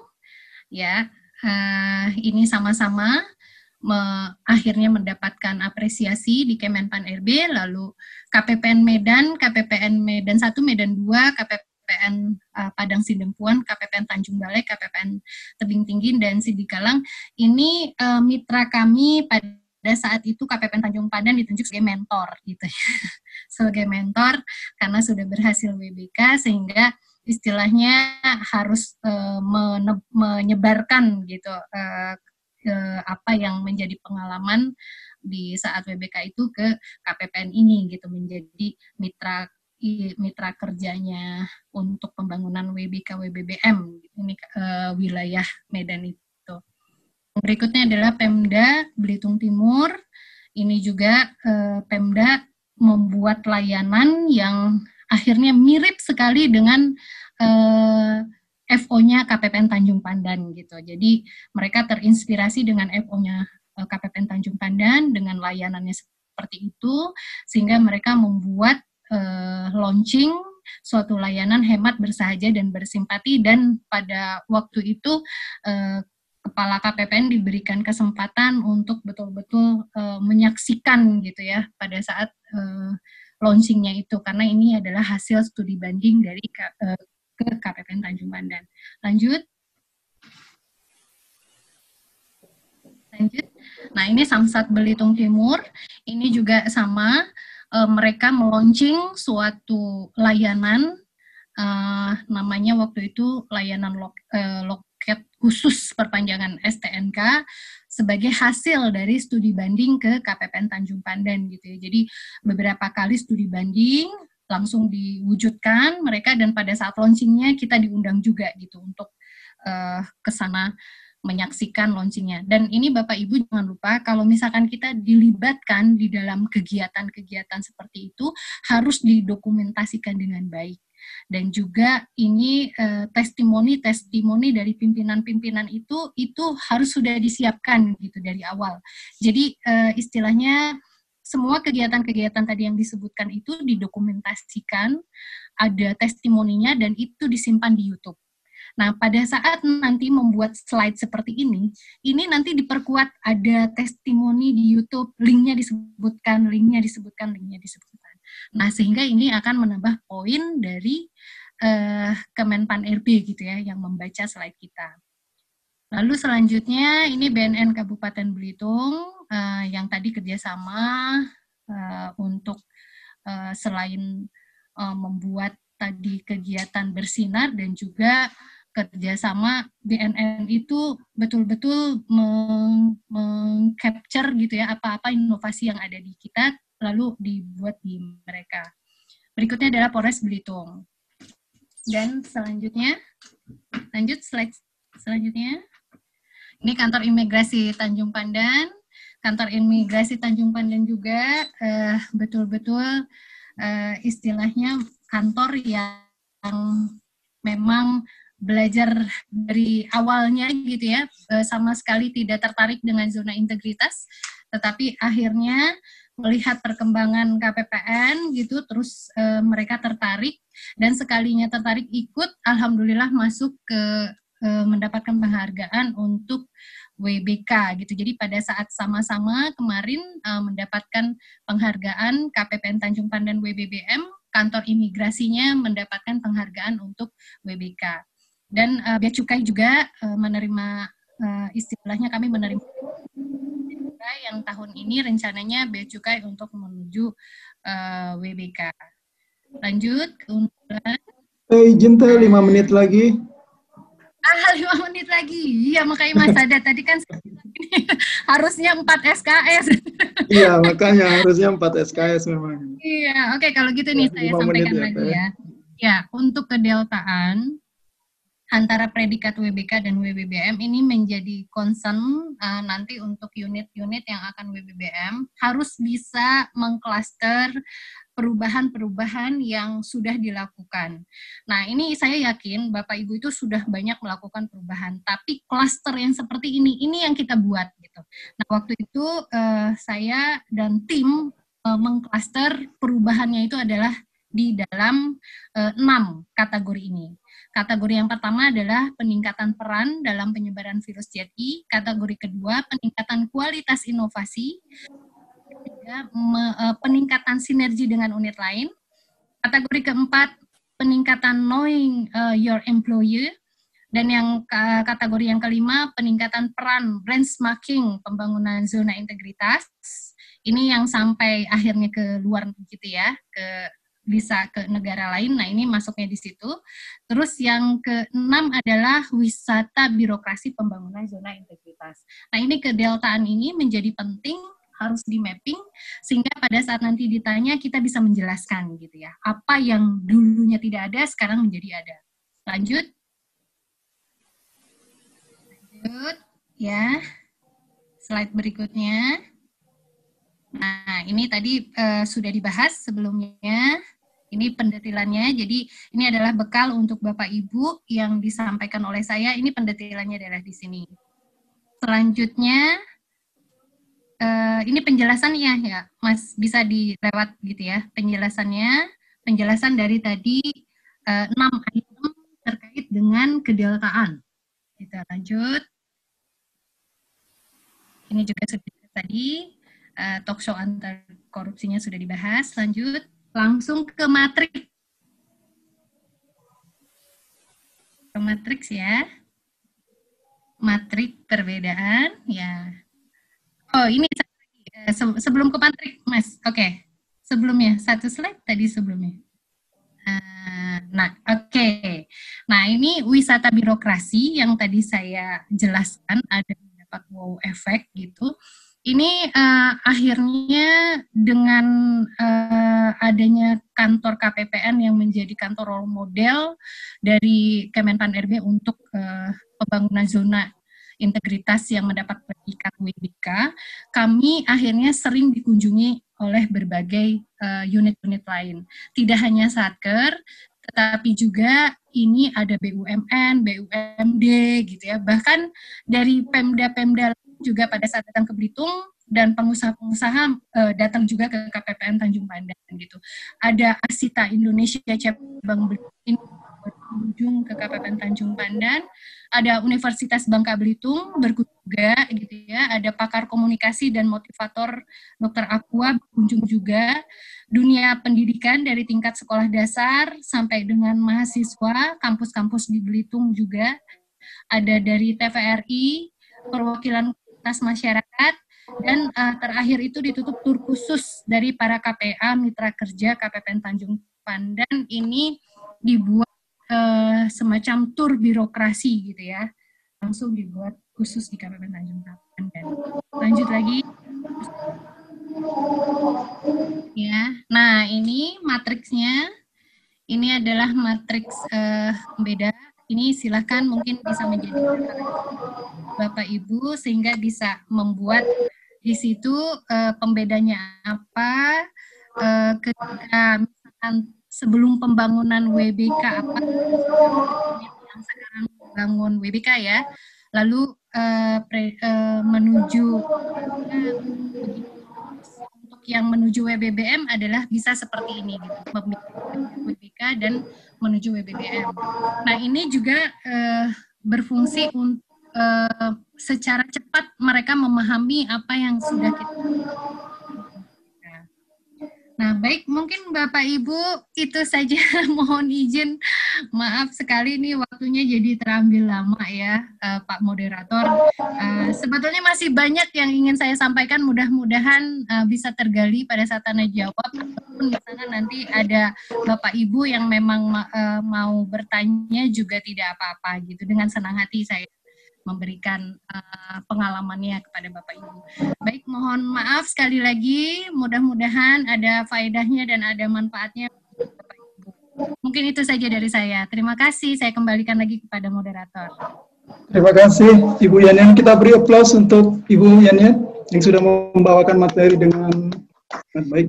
Bapak Ibu sekalian, sebelum kita beranjak pada sesi berikutnya yaitu tanya jawab, ada beberapa hal yang tadi disampaikan oleh Ibu Yan yang saya highlight. Yang pertama, pastinya harus ada wow effect itu ya Bu Yan. Jadi saya yakin sih kalau kita bicara mengenai KPPN Tanjung Pandan dengan leadership-nya Bu Yan, pasti orang akan tercengang pada saat melihat prestasi yang diraih oleh KPPN Tanjung Pandan. Terus kemudian juga yang paling penting. Enggak juga adalah, Mas Adat. Yang paling penting adalah itu kebetulan. Iya. Ya, yang paling penting Bapak Ibu sekalian pada saat kita nantinya akan melaksanakan presentasi di hadapan tim Kemenpan RB, yang paling penting adalah tadi yang disampaikan oleh Bu Yan, kita bisa meng-capture apa yang menjadi keunggulan dari unit kerja kita. Jadi kalau kita hanya menyampaikan bahwa KPPN kita hanya memberikan pelayanan terhadap 13 jenis pelayanan sesuai dengan SOP, maka dianggap biasa saja oleh Kemenpan RB. Nah itu, jadi kita harus punya inovasi yang nantinya bisa kita bawa untuk kemudian kita sampaikan kepada tim dari Kemenpan RB. Nah Bapak Ibu sekalian, mungkin tadi dari materi yang disampaikan baik oleh Pak Heru maupun juga oleh Ibu Yan, ada beberapa hal yang masih memerlukan penjelasan atau bahkan Bapak Ibu sekalian ingin bertanya terkait dengan pembangunan zona integritas di unit kerja Kanwil DIY maupun juga KPPN Tanjung Pandan. Kami berikan kesempatan kepada 3 orang penanya audiens yang bersedia untuk memberikan pertanyaan atau mengajukan pertanyaan kepada narasumber yang tadi sudah memberikan materi. Waktu dan tempat dipersilakan kepada 3 orang penanya. Silakan Bapak Ibu sekalian.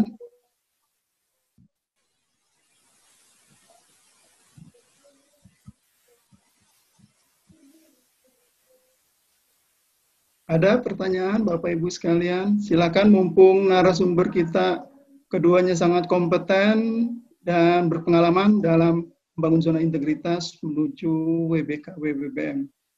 Silakan Bapak Ibu sekalian. Saya dulu boleh Pak Hadat? Tidak harus dari... Ya? Saya boleh? Pak Kanwil, silakan Pak Kanwil. Oke, saya izin nanya ke kakak saya, Kak Heru. Siap. Oke. Nah, pada saat tim penguji nasional itu melakukan penilaian, itu kan pasti tidak hanya pimpinan unit yang akan menghadapi, tidak hanya pimpinan unit yang akan menjawab. Tentunya jajaran yang lain gitu ya, baik itu pejabat maupun pelaksana staf itu juga punya potensi, punya kemungkinan untuk juga ditanyain sama tim penilai nasional. Nah, itu bagaimana cara tips trik dari Kanwil DIY pada saat itu untuk memilih dan mempersiapkan para tim ini supaya solid gitu ya dengan segala kemungkinan pertanyaan yang mungkin akan ditanyakan oleh tim penilai nasional. Mungkin itu Pak Haddad.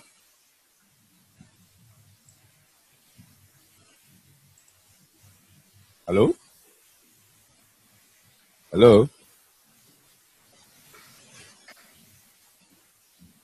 Halo? Pak Haddad, mute. Ya, Pak. Terima kasih Pak Kamil. Jadi mungkin kita berikan kesempatan kepada 2 orang penanya lagi Pak. Jadi kita hold dulu pertanyaan Bapak. Nanti saya sampaikan kembali setelah 3 pertanyaan terkumpul dari para audiens. Silakan 2 penanya lagi. Kami berikan kesempatan. Boleh menanya Pak Haddad? Ya silakan Pak Herwin. Mungkin pertanyaan saya mungkin bisa dibagi antara ke Pak Heru dengan Teh Yeyen ya. Mungkin salah satu hal yang sudah dikemukakan oleh Pak Heru dan Teh Yeyen tadi suatu hal yang sangat menarik sekali ya. Dan saya lihat banyak sekali yang sudah dilakukan. Tapi ada satu mungkin pertanyaan saya mendasar, mungkin sederhana saja ya pertanyaan saya. Kalau kita lihat tadi kan peran pimpinan sangat berpengaruh sekali. Dan saya lihat begitu banyak kegiatan yang dilakukan ini, tipsnya bagaimana membagi waktu kan gitu ya.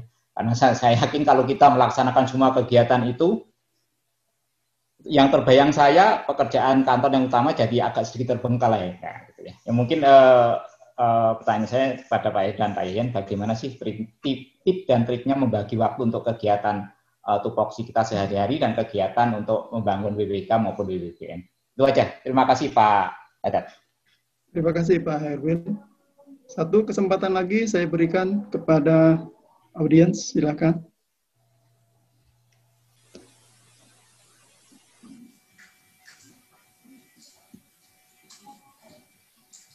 Ada?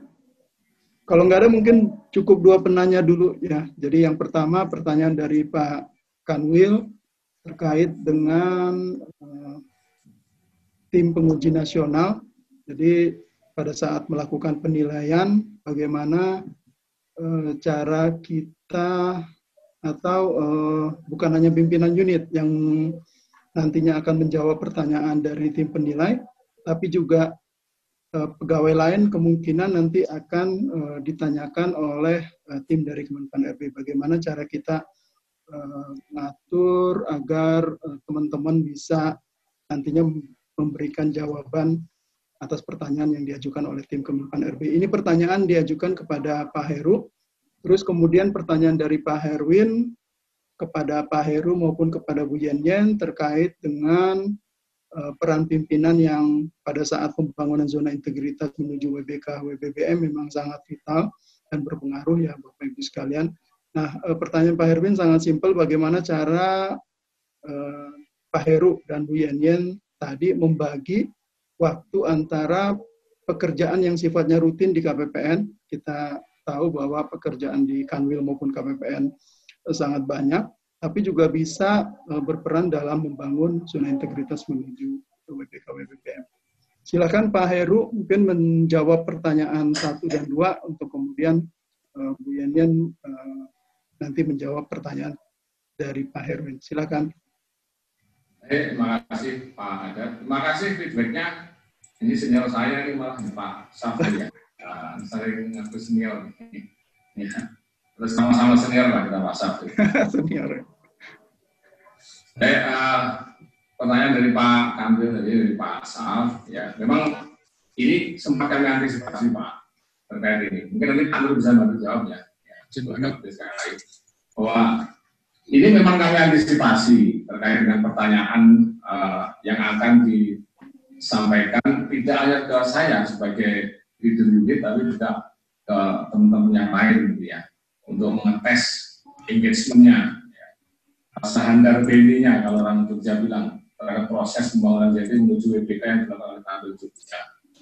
Di dalamnya tahun lalu itu kami itu mendapatkan kesempatan pertama Pak untuk dinilai. Jadi seluruh unit yang ada di Kemenku Pak. Ya kan? Jadi awal Agustus itu kita dipanggil untuk workshop dan asistensi di Jakarta. Ya, Agustus minggu kedua tim penilaian mental itu sudah bertunjuk ya, saya nggak tahu ya kalau orang tiba-tiba sekonyong order itu datang gitu ya. Karena waktu itu tim Kemenpan RB yang kerja itu kebetulan ada jadwal untuk menilai Pemkab Bantul, iras-iris ya senyampang mampir sekalian menilai kanwil DJP DIY dan juga KPPN Jogja. Sehingga kami waktu itu sangat kalah kabut. Karena hasil asistensi saja itu belum seluruhnya kami tidak lanjuti. Area-area perbaikan yang harus kami upayakan dalam waktu singkat, ya itu belum kami tidak lanjuti. Ya, karena setelah asistensi di Jakarta itu biasanya tahu kan ada review juga dari Kemenpan dan juga dari Biro dan apa yang menjadi area perbaikan kita di dalam waktu 2 minggu depan gitu ya. Ini belum sampai 2 minggu tim penilai udah datang nih. Ya, waktu itu saya kaget gitu ya. Ya sudah, karena kita udah latihan dengan teman-teman, mensimulasikan juga bagaimana kalau saya mempresentasikan durasinya dan sebagainya. Ini kami bagi Pak memang waktu itu. Kami bagi masing-masing teman-teman yang bertanggung jawab sebagai unit in charge di masing-masing mungkin dari 6 mungkin dari tata laksanaan, akuntabilitas, pengawasan itu bisa siap atau tanggap dengan mengacu merefer ke pertanyaan-pertanyaan yang tahun-tahun sebelumnya, tapi bisa tadi juga yang ditanyakan nggak akan jauh-jauh beda lah dengan tahun-tahun lalu. Ya. Fundraising-nya juga yang datang ke sini itu adalah Pak Didit itu adalah deputi sekretaris deputi, ya, sekretaris deputi eselon 2 yang datang ke sini. Pak Didit itulah yang memimpin proses atau penilaian seluruh BBK BBM yang ada di Kemenpan RB. Jadi penilaiannya sendiri yang datang ke sini, ya. Jadi ya, servis ngeri-ngeri sedap juga itu ya, saya menyambut beliau. Ya. Alhamdulillah, dari mulai beliau datang kita sambut di depan karena kita sudah diinfo dulu sebelumnya dari Bantul kita diinfo perjalanan ke Kanwil dari Pemkab Bantul input kita sambut kita tunjukkan ke front office kita ya kita jelasin berbagai macam hal yang ada di front office proses bisnis kita dan sebagainya proses penilaian. Tapi waktu itu juga udah agak nervous juga nih jangan-jangan begitu kami tahu orangnya sangat kritis ya karena dia yang istilah yang gula rentak ya BBK BBM itu Pak Didit ini gitu ya, sekretaris deputi di kedeputian pengawasan informasi birokrasi dan pengawasan kalau nggak salah. Alhamdulillah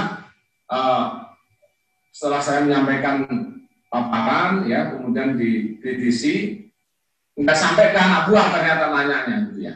Justru yang ditanya adalah stakeholder yang kita hadirkan. Ya. Jadi satker yang kita hadirkan di aula tempat penilaian itu sudah ditanya, dikonfirmasi, benar nggak yang saya ceritakan itu, benar nggak yang saya presentasikan itu, ya. Dan mereka tidak diminta ngomong, jadi Pak Didit langsung minta kertas kosong, gitu ya, HVS kosong dibagi ke semua satker yang hadir, dan mereka diminta untuk menuliskan secara jujur, mengkonfirmasi benar nggak semua yang saya omongin tadi, yang Pak Heru omongin, yang Pak Heru presentasikan itu benar nggak menurut Bapak Ibu semua. Ya, dan apa seperti itu kenyataannya. Ya. Jadi cukup surprise juga, ya ternyata bukan anak buah yang ditanya, tapi justru satkernya langsung tidak disuruh ngomong. Kalau disuruh ngomong pasti akan baik-baik. Disuruh nulis dan Pak Didit sendiri yang bagi kertasnya dan yang mengambil kertasnya. Ya, tidak ada intervensi sama sekali dari pegawai atau petugas kanwil tahun lalu. Jadi prosesnya seperti itu Pak. Ya. Walaupun kami sudah antisipasi. Isi-isinya dan kita bagi ke teman-teman level seksi nanti kalau bertanya ini jawabnya seperti ini pelaksana kalau bertanya ini jawabnya seperti ini dan itu sudah kita petakan juga sesuai dengan masing-masing unit in-charge di 6 pemungkit tadi itu barangkali Pak Asaf ya sedikit tips-tips dari kami saya nggak tahu tahun ini tadi beliaunya ada cerita bahwa tahun ini ketentuannya nanti akan dilaksanakan on the spot-nya itu by Zoom ya by online, by daring ya tentunya proses penilaiannya juga barangkali agak sedikit berbeda gitu ya. Kualitas jaringan dan sebagainya akan sangat menentukan. Makanya sangat berusaha juga nanti mungkin sebelum penilaian kita perlu juga support dari Busintek, dari SCTP, agar kualitas jaringannya juga bagus sehingga tidak mengganggu proses penilaian. Terus kemudian dari Pak Edwin, saya juga menarik ini. Dan itu memang menjadi hal krusial Pak Edwin. Bagaimana kita membagi waktu antara, kalau di Jogja bukan hanya kursi Pak, bukannya tusi layanan. Tusi layanan proses membangun WBK, SNI WBK dengan protokoler. Kan? Jogja 2019 sangat-sangat sibuk dengan berbagai macam kegiatan protokoler. Orang Rapimnas saja diselenggarakan di Jogja 2 kali event rapat rakor sekjen, itu juga Bu Menteri datang, dilakukan di Jogja 2 kali Bu Menteri datang ke sini ya, sama rakor apalagi satunya gitu ya. Dan berbagai macam kegiatan-kegiatan dari universitas salah satu lain ya, seperti DJPK, kemudian DJPPR ya. Itu DJA itu dilakukan di Jogja dan kami harus support ya, kami harus support. Belum lagi yang tamu-tamu internal kita. Tantangan terbesarnya justru di aktivitas protokoler tuh. Karena kalau yang datang saya level 2 kan saya harus ikut. Teman-teman sebagian dari umum dan juga dari bidang kan harus ikut sesuai dengan fungsinya masing-masing.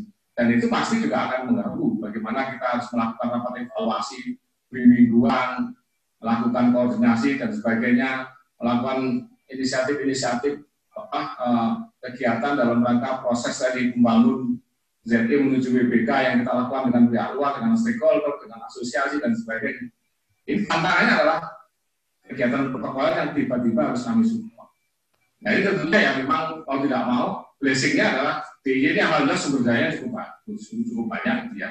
Dengan dari sisi dukungan protokoler kita bisa bagi itu teman-teman yang harus nanti langsung di kegiatan, mana yang harus mendampingi saya untuk melakukan pendampingan tamu, kegiatan dan sebagainya. Ya. Dan ini memang menjadi hal krusial. Tapi dengan support yang baik, kolaborasi yang baik dengan GKN, ya kebetulan saya tidak menjadi cover, gitu ya, menjadi kepala perwakilan Pak Andul Pajak, sehingga ini masih bisa kita upayakan kita handle dengan baik. Ya. Itu barangkali ya sedikit sukses dari story dari saya gitu ya. Terima kasih Pak Haddad. Terima kasih Pak Heru. Mungkin Bu Yan bisa memberikan jawaban terkait dengan pertanyaan bagaimana cara membagi waktu antara pekerjaan sifatnya rutin dengan bangun zona integritas tadi. Silakan Ibu Yan. Baik, Mas Ada, terima kasih Pak Herquin. Ini juga senior saya juga ini Pak Herquin. Iya Pak. Ya Pak Herquin, pertanyaannya simpel, tapi jawabannya tidak simpel. Ya, jadi hampir mirip lah seperti yang disampaikan Pak Heru ya, gitu. Jadi memang akhirnya manajemen waktu kita yang dituntut di Pak Herquin gitu ya. Tapi sebelum manajemen waktu, barangkali saya punya tips adalah ini. Yang pertama, satu, frekuensi kita harus sama. Frekuensi tim ya, teamwork-nya itu harus sama gitu. Nah, pada saat menyamakan frekuensi, ini di KPPN Tanjung Pandan ini punya kayak semacam slogan engine turbo KPPN Tanjung Pandan gitu. Nah, turbonya itu ada 4. Yang pertama mindset. Mindset-nya itu harus sama, mulai dari pimpinan tinggi sampai ke PPN-PN. Ini sama mindset-nya gitu. Jadi bahwa kita sedang membangun zona integritas, ini nggak bisa pekerjaan pimpinan, ini semuanya harus support, harus berkomitmen, dan harus konsisten, harus dikerjakan secara masif, dan ini pastinya akan capek. Karena ini adalah sebuah proses gitu. Jadi kita tekankan kepada mereka bahwa nanti ini adalah proses yang berkelanjutan dan punya waktu yang sangat panjang, sehingga kita tekankan kepada mereka bahwa hasil tidak akan pernah mengkhianati proses gitu. Nah, itu selalu ditekankan di dalam briefing gitu, di dalam pertemuan dengan tim kita ditekankan terus gitu, sehingga frekuensinya sama. Yang kedua adalah SDM. SDM ini kita perlakukan sebagai diamond. SDM ini adalah endowment kita yang betul-betul sangat berharga, yang harus kita perlakukan sebagai diamond yang punya kekuatan positif yang diasah oleh kita. Gitu. Jadi nanti penempatannya itu the right man on the right place gitu. Jadi harus sesuai dengan passionnya mereka. Nanti ketika kita mapping akan kelihatan kelihatan gitu. Si A passionnya di sini, si B passionnya di sini. Nah, ini ditempatkan sesuai dengan passionnya. Sehingga nanti mereka akan muncul potensi-potensi yang selama ini tidak terlihat gitu. Dan yang ketiga adalah membangun inner beauty kantor. Ini kita sama-sama sepakati bahwa kita satu tim KPPN pada saat itu kita sedang membangun kantor, bukan membangun pendapat pimpinan, bukan keinginan saya gitu. Tapi ini kita sedang membangun inner beauty kantor yang secara sistemik harus kita ikuti dengan berpedoman kepada Permenpan 52 yang disempurnakan menjadi Kemenpan nomor 10 gitu. Jadi acuannya di situ, pegangannya di situ gitu. Nah, ketika sepakat bahwa ini adalah bukan kata pimpinan tetapi membangun sistem yang sistemik gitu ya, sehingga semuanya terlibat dan harus bertanggung jawab sebagai koordinator, maka ini frekuensinya menjadi sama. Terakhir adalah kita punya tadi alat pemersatu logo yang tadi kita buat sendiri, itu adalah hasil karyanya teman-teman PPN laksana gitu ya. Dia dikasih ide terus menangkap, udah dijadikan seperti itu, dan sekarang si pelaksana ini sudah pindah ke Jakarta ke kantor pusat gitu. Tapi kan karyanya tetap dipakai, terus dipakai gitu. Dan ini ketika misalkan staff yang membuat, maka biasanya sense belonging teman-teman itu menjadi lebih tinggi tuh gitu. Wah, ini staff aja udah memikirkan sebuah logo bisa mempersatukan gitu. Nah, itu menjadi salah satu tipsnya. Yang kedua tadi, yang pertama frekuensi, bagaimana menyamakan frekuensinya. Yang berikutnya adalah kolaborasi. Nah, kolaborasi ini bisa internal dan eksternal gitu ya. Nah, ketika kita bisa me-up internal dan eksternal ini, maka nanti akan berjalan kayak semacam natural gitu. Jadi kegiatan-kegiatan kita itu natural, kita sendiri tidak merasa capek gitu, tidak merasa kelelahan, karena nanti itu natural, teman-teman itu sudah terbagi seperti tim gitu. PPN-PN punya tugasnya masing-masing, lalu kepala seksi punya tugasnya masing-masing, staf juga punya tugas masing-masing, dan kepala kantor juga punya tugas masing-masing, sehingga kita seperti puzzle yang saling melengkapi gitu ya. Nanti di mana peran di situ tuh tidak ada yang tidak penting gitu. Termasuk PPN-PN, menurut saya selalu saya tekankan kepada mereka bahwa kalian tuh perannya itu sangat penting. PPN-PN tuh penting karena sekalinya PPN-PN tidak komit sama zona integritas, hasil surveinya itu bisa jeblok gitu. Jadi makanya termasuk PPN-PN itu ini menjadi puzzle yang harus kita perhatikan. Nah, jadi ketika frekuensi sama, kolaborasinya ini sudah terbangun, maka pada saat kita menjalani tadi aktivitas tadi, untuk yang menurut Pak Erwin tadi, aduh banyak banget aktivitas, bisa mati berdiri kepala KPPN-nya gitu ya, apalagi rutinnya banyak sekali gitu. Nah, itu nanti akhirnya setiap hari kerja, Senin sampai Jumat itu natural. Karena tadi posisi kepala seksi sudah punya perannya, pelaksana sudah punya perannya, PPN-PN sudah perannya, nah kepala kantor itu sudah punya perannya. Biasanya event-event yang nanti akan ada hadir kepala kantor itu langsung di branding, di wrap up gitu. Itu teman-teman sudah paham tuh biasanya. Jadi kalau misalkan kita mengadakan pertemuan biasa sih kayak semacam power breakfast gitu ya, untuk kepala seksi pencairan dana memberikan pemahaman tentang kartu kredit misalkan. Nah, itu langsung kepala seksinya paham bahwa ini akan di-branding dengan ZI.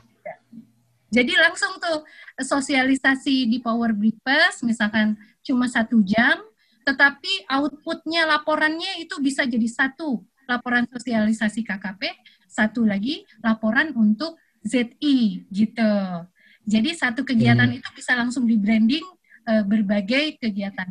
Begitu juga misalkan nanti dengan mengadakan ada kunjungan satker misalkan ke KPPN gitu ya. Kunjungannya pada saat itu hanya konsultasi misalkan, tapi dengan pimpinan tertingginya. Nah, pada saat datang dengan pimpinan tertingginya, langsung tuh biasanya kan ketemu dengan kepala kantor. Nah, saat itu biasanya langsung tuh mereka juga di branding terkait dengan apa yang dicapai. Dan itu biasanya tim kita sudah paham sehingga tim itu langsung membuat nanti beritanya gitu ya.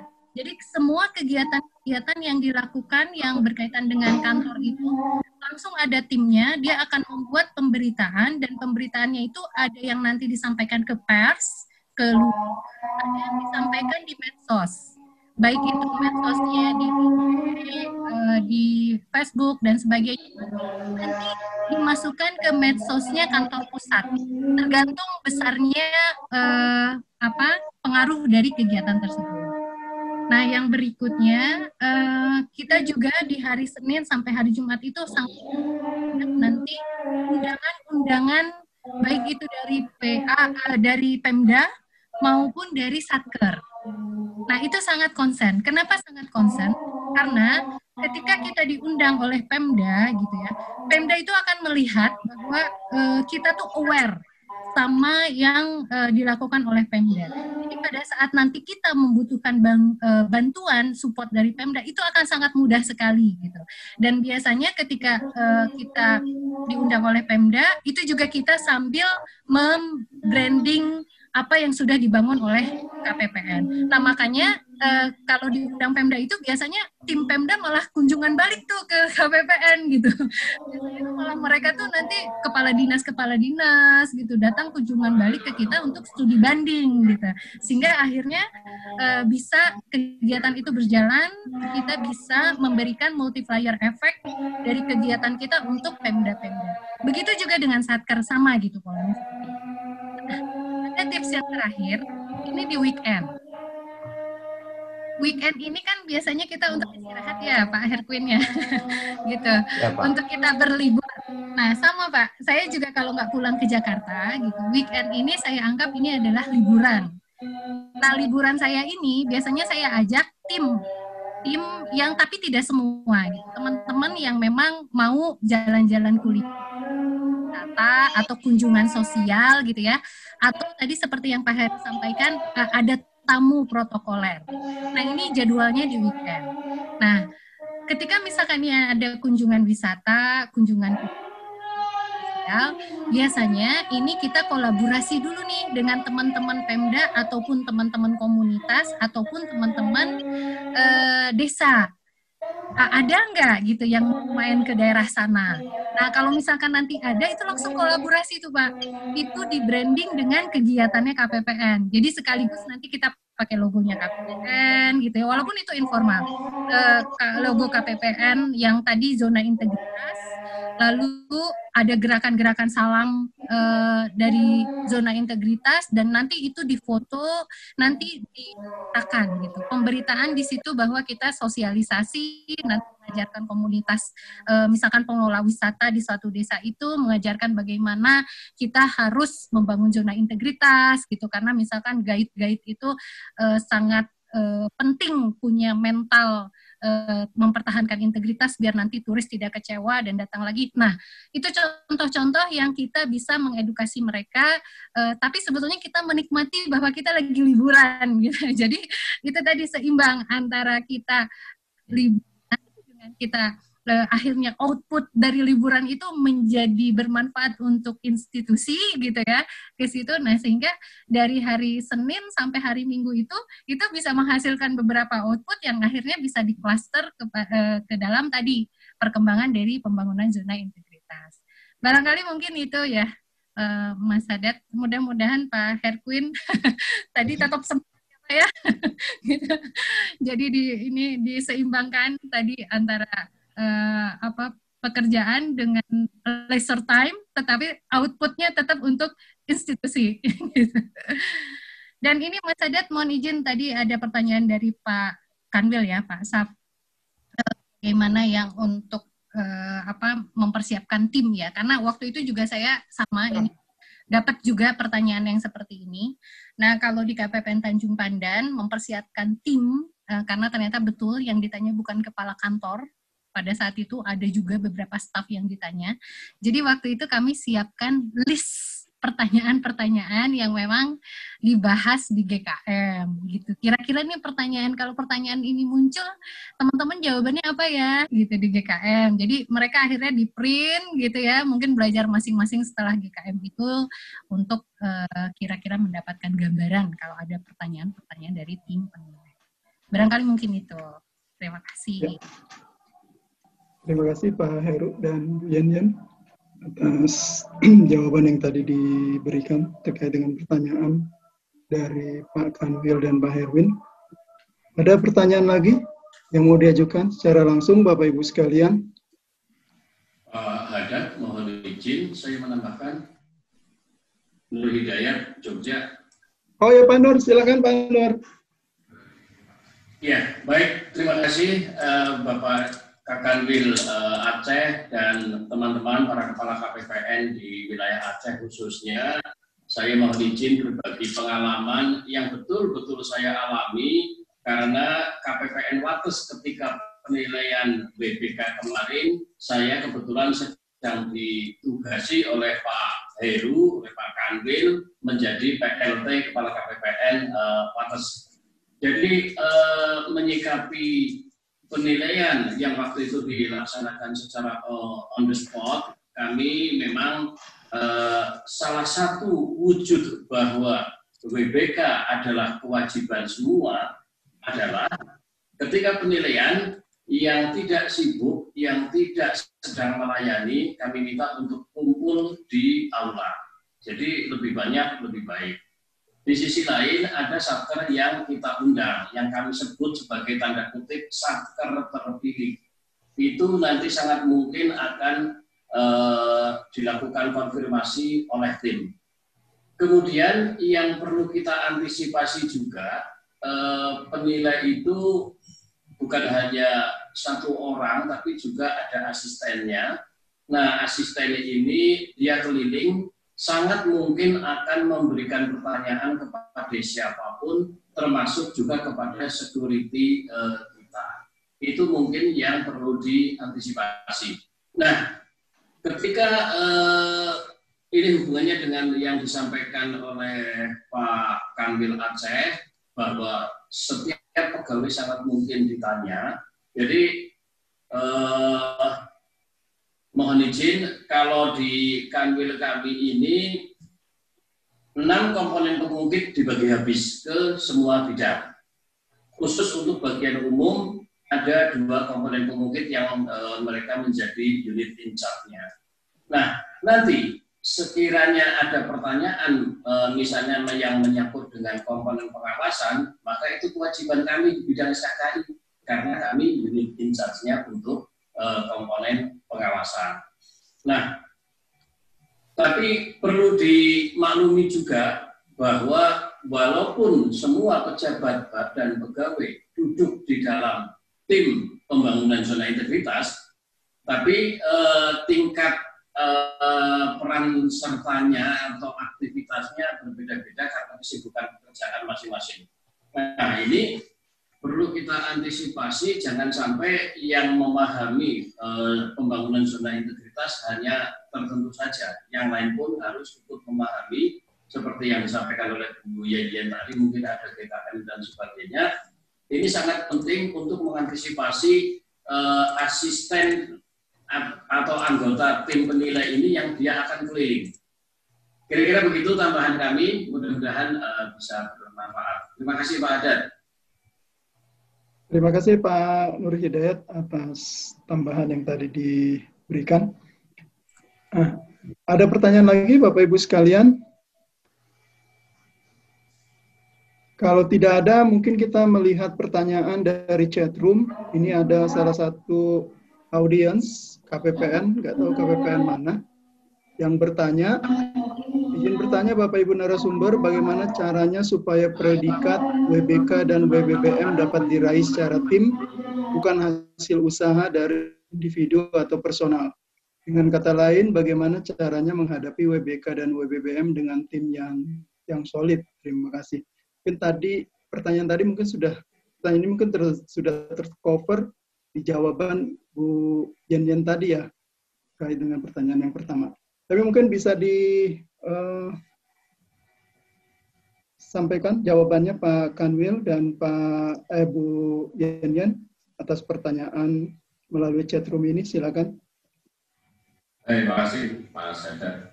Sama Pak Kanwil, jadi Bu Yen sudah menceritakan sukses story-nya bahwa ya modal dasarnya yang di SDM. Makanya di slide penutup tadi kita akan sampaikan bahwa kami membangun ZI ini untuk menuju WBK dan nanti WBK itu berdasarkan 5 modalitas. Salah satunya adalah bagaimana SDM bisa kita kelola ya dengan baik, kita tingkatkan kompetensinya melalui berbagai macam kesempatan pelatihan, kemudian juga kita tingkatkan engagement-nya dengan melibatkan dalam berbagai hal dalam proses pembangunan ZI menuju WBK ya, dari sisi inovasinya, dari sisi baik IT maupun non IT, kemudian juga engagement-nya dari sisi implementasi dari berbagai macam kegiatan yang akan kita lakukan untuk mendorong menampung kita itu selalu kita libatkan seluruh pegawai ya. Termasuk evaluasi bimbingan itu semua pegawai kita undang itu ya. Sehingga memang dari awal memang engagement-nya environment-nya sama dengan Bu Yen barangkali yang saya sampaikan juga bahwa proses pembangunan ZI menuju WBK ataupun WBM itu bukan interest saya pribadi sebagai kepala kantor, ya kan? Tapi merupakan interest semuanya, gitu ya. Ya. Sedang nggak ada urusan. Saya toh misalkan berhasil WBK, WBM, tetap juga akan dipindah, ya kan? Tapi kalau itu semua kan yang di sini dengan yang level pelaksana dan sebagainya yang mungkin akan tetap di sini seterusnya, justru mestinya punya engagement yang lebih. Saya selalu menggugah teman-teman dengan seperti itu, ya. Termasuk juga meningkatkan terus bahwa jiwa kompetisinya ya, jangan pernah lelah untuk berprestasi kalau di DIY itu jargonnya. Karena memang berbagai prestasi sudah diukir dan bagaimana kita memaintain mood teman-teman itu supaya nggak lelah berprestasi, nggak lelah berproses untuk bisa menghasilkan prestasi. Jadi yang perlu upaya. Saya selalu ingatkan bahwa teman-teman di sini itu punya kemewahan yang tidak dimiliki oleh teman-teman lain yang mungkin ditugaskan di luar Jawa. Ya, untuk ketemu keluarga nggak ada isu, sebagian besar komplisnya di sini. Sebagian besar komplisnya di sini. Ya. Coba teman-teman lain yang di luar Jawa, tempat ada lah mungkin ya. Untuk bisa ketemu keluarga aja mungkin harus mengeluarkan uang juta-jutaan, mengalokasikan waktu khusus, cuti dan sebagainya teman di sini kan. Ya kan? Ya, ini kan menjadi modal ya. Bagaimana supaya teman-teman itu bisa memberikan karya terbaik, tapi terbaik. Ya. Istilah Muslimnya ya supaya yang diterima itu menjadi halal gitu loh. Halal thayyiban gitu ya. Karena ada reward kontribusi yang seimbang ya dengan kenyamanan, dengan kemewahan yang diterima dari organisasi, dari kantor. Itu selalu saya buka. Sehingga memang teman-teman di sini sangat solid gitu loh. Dan semua menyengkuyung, ya, semua mendukung saya. Sekecil apapun perannya, semua mendukung. Jadi hampir mirip dengan yang disampaikan biayanya tadi. Biayanya tidak istilahnya ngongkenya dengan istilah diamond di sini ya. Engagement itu kita buka dengan berbagai macam hal, termasuk tadi betul-betul luhur dan sebagainya. Itu bagian dari upaya untuk membuka engagement kita. Itu barangkali Pak Adat ya, sharing dari saya. Terima kasih. Terima kasih Pak Heru. Bu Yen ada tambahan? Baik Mas Adat. Sebetulnya sudah disampaikan ya sama saya di yang awal ya sudah ya bagaimana cara membangunnya dan sejalan juga dengan yang Pak Kanwil tadi. Artinya tadi sudah mengingatkan saja mungkin bagi yang bertanya tadi bahwa memang ada tipsnya itu tadi, satu mindset, yang kedua SDM diperlakukan seperti diamond gitu. Diamond kan punya sisi yang harus diasah tuh. Ini setiap orang itu punya keistimewaan, punya nilai positifnya masing-masing. Nah, yang diasah itu adalah sisi positifnya itu gitu. Karena kalau nanti kita bicara negatif, semua orang pasti punya negatifnya dan akhirnya tidak bisa maju. Tapi kalau lihat kekuatannya, positifnya di mana, maka kita bisa mengolah SDM tersebut menjadi maju dan akhirnya menjadi PD gitu ya. Maka produktivitasnya menjadi tinggi. Yang berikutnya adalah inner beauty kantor.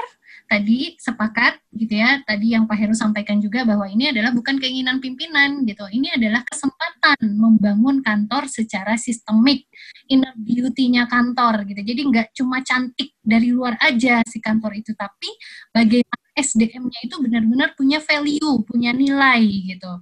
Nah, itu seperti itu sehingga nanti dia akan menjadi kayak bagian dari kesuksesan si kantor itu gitu, mencatat dalam sejarah gitu ya. Dan yang berikutnya adalah tadi logo, ada logo pemersatu itu, dan tadi tidak kalah pentingnya dari ini adalah satu peran yang tidak kalah penting yang seperti Pak Kanwil juga sampaikan adalah dievaluasi. Harus dievaluasi, timnya itu dievaluasi, dimonitoring gitu.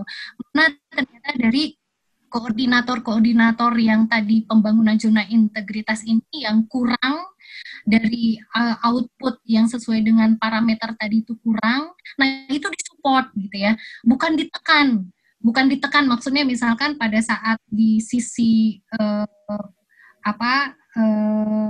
parameter akuntabilitas misalkan dia tidak punya inovasi gitu. Nah, itu bukan ditekan tetapi kita bantu gitu.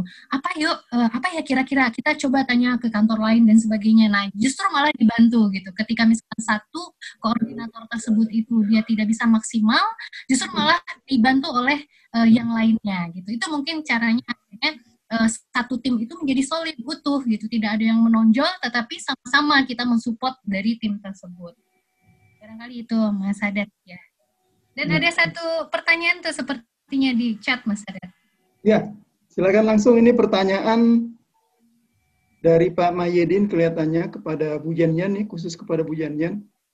Jadi beliau menanyakan terkait dengan komposisi umur pegawai di KPPN Tanjung Pandan, jumlah satker, dan juga pertanyaan selanjutnya adalah bagaimana cara Ibu Yanyan pada saat di KPPN Tanjung Pandan menanamkan disiplin dalam bertugas, terutama pada saat pembangunan zona integritas. Silakan, Mbak Yanyan. Terima kasih, Mas Haddad. Pak, siapa tadi yang bertanya? Pak Mahyedin. Pak Mahyedin ya, Pak Mahyedin pada saat saya pertama kali datang ya memang agak shocking ya. Pasti agak shocking lah, karena kalau komposisi pegawai itu biasanya ada baby boomersnya gitu, ada X, ada generasi Y-nya, ada generasi milenial tapi baru-baru ini aja. Dan saya sudah dapat note gitu ya, pertama kali masuk itu yang generasi baby boomer yang dulu menguasai kantor gitu, yang dulunya memang di sana Raja Timah gitu, wah ini udah susah nih Bu pasti dikendalikannya gitu, waduh udah dapat note gitu kan. Nah, kalau untuk satker di sana memang tidak terlalu banyak, hanya sekitar 46-an, 46, 44 gitu ya. Nah, Pak Herquin beda banget ya dengan Pak Herquin ya. Gitu, memang satkernya nggak terlalu banyak gitu. Nah, akhirnya bisa memaksimalkan energi.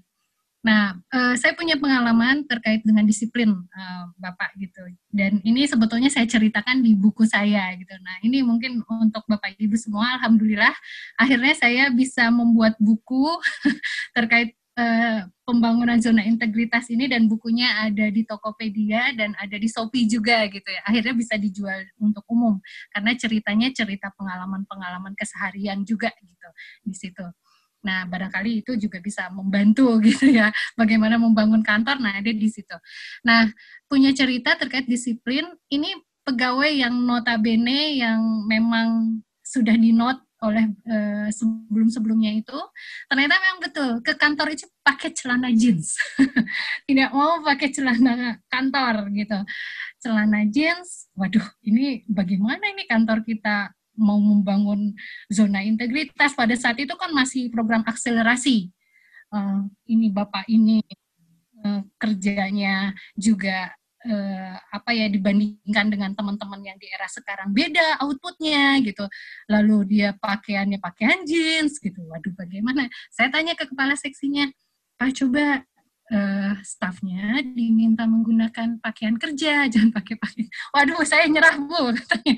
Saya nyerah Bu, nggak bisa daripada berantem gitu ya, karena dia dulunya penguasa di sinilah gitu, pengusaha timah dan memang orang asli putra daerah dan sebagainya. Oke, baik.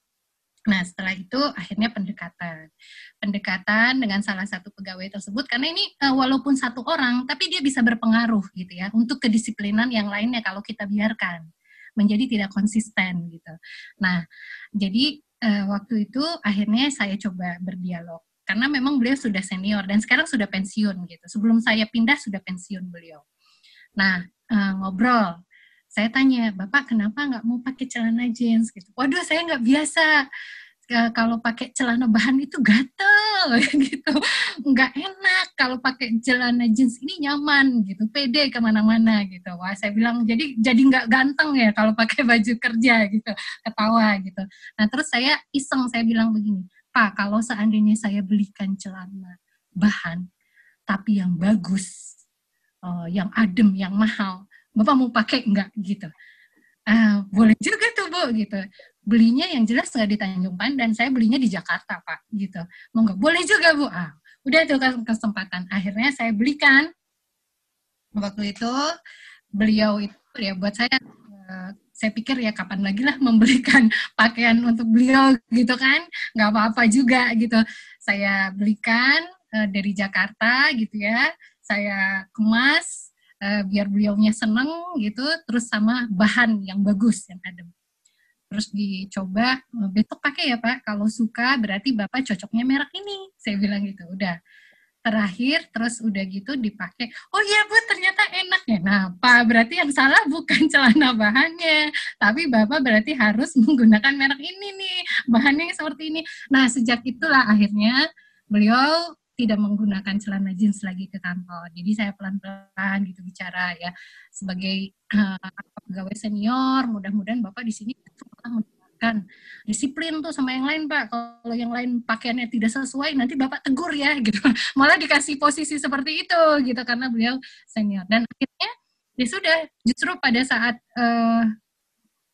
pensiun gitu ya, beliau itu testimoninya luar biasa gitu. Jadi ngasih petuahnya tuh banyak sekali kepada junior-juniornya itu gitu. Jadi kalau kerja harus disiplin, yang benar dan sebagainya. Nah, itu wujud bagaimana cara tadi menerapkan disiplin dengan hal yang kecil sebetulnya, tapi kita harus paham siapa influencer people yang ada di kantor.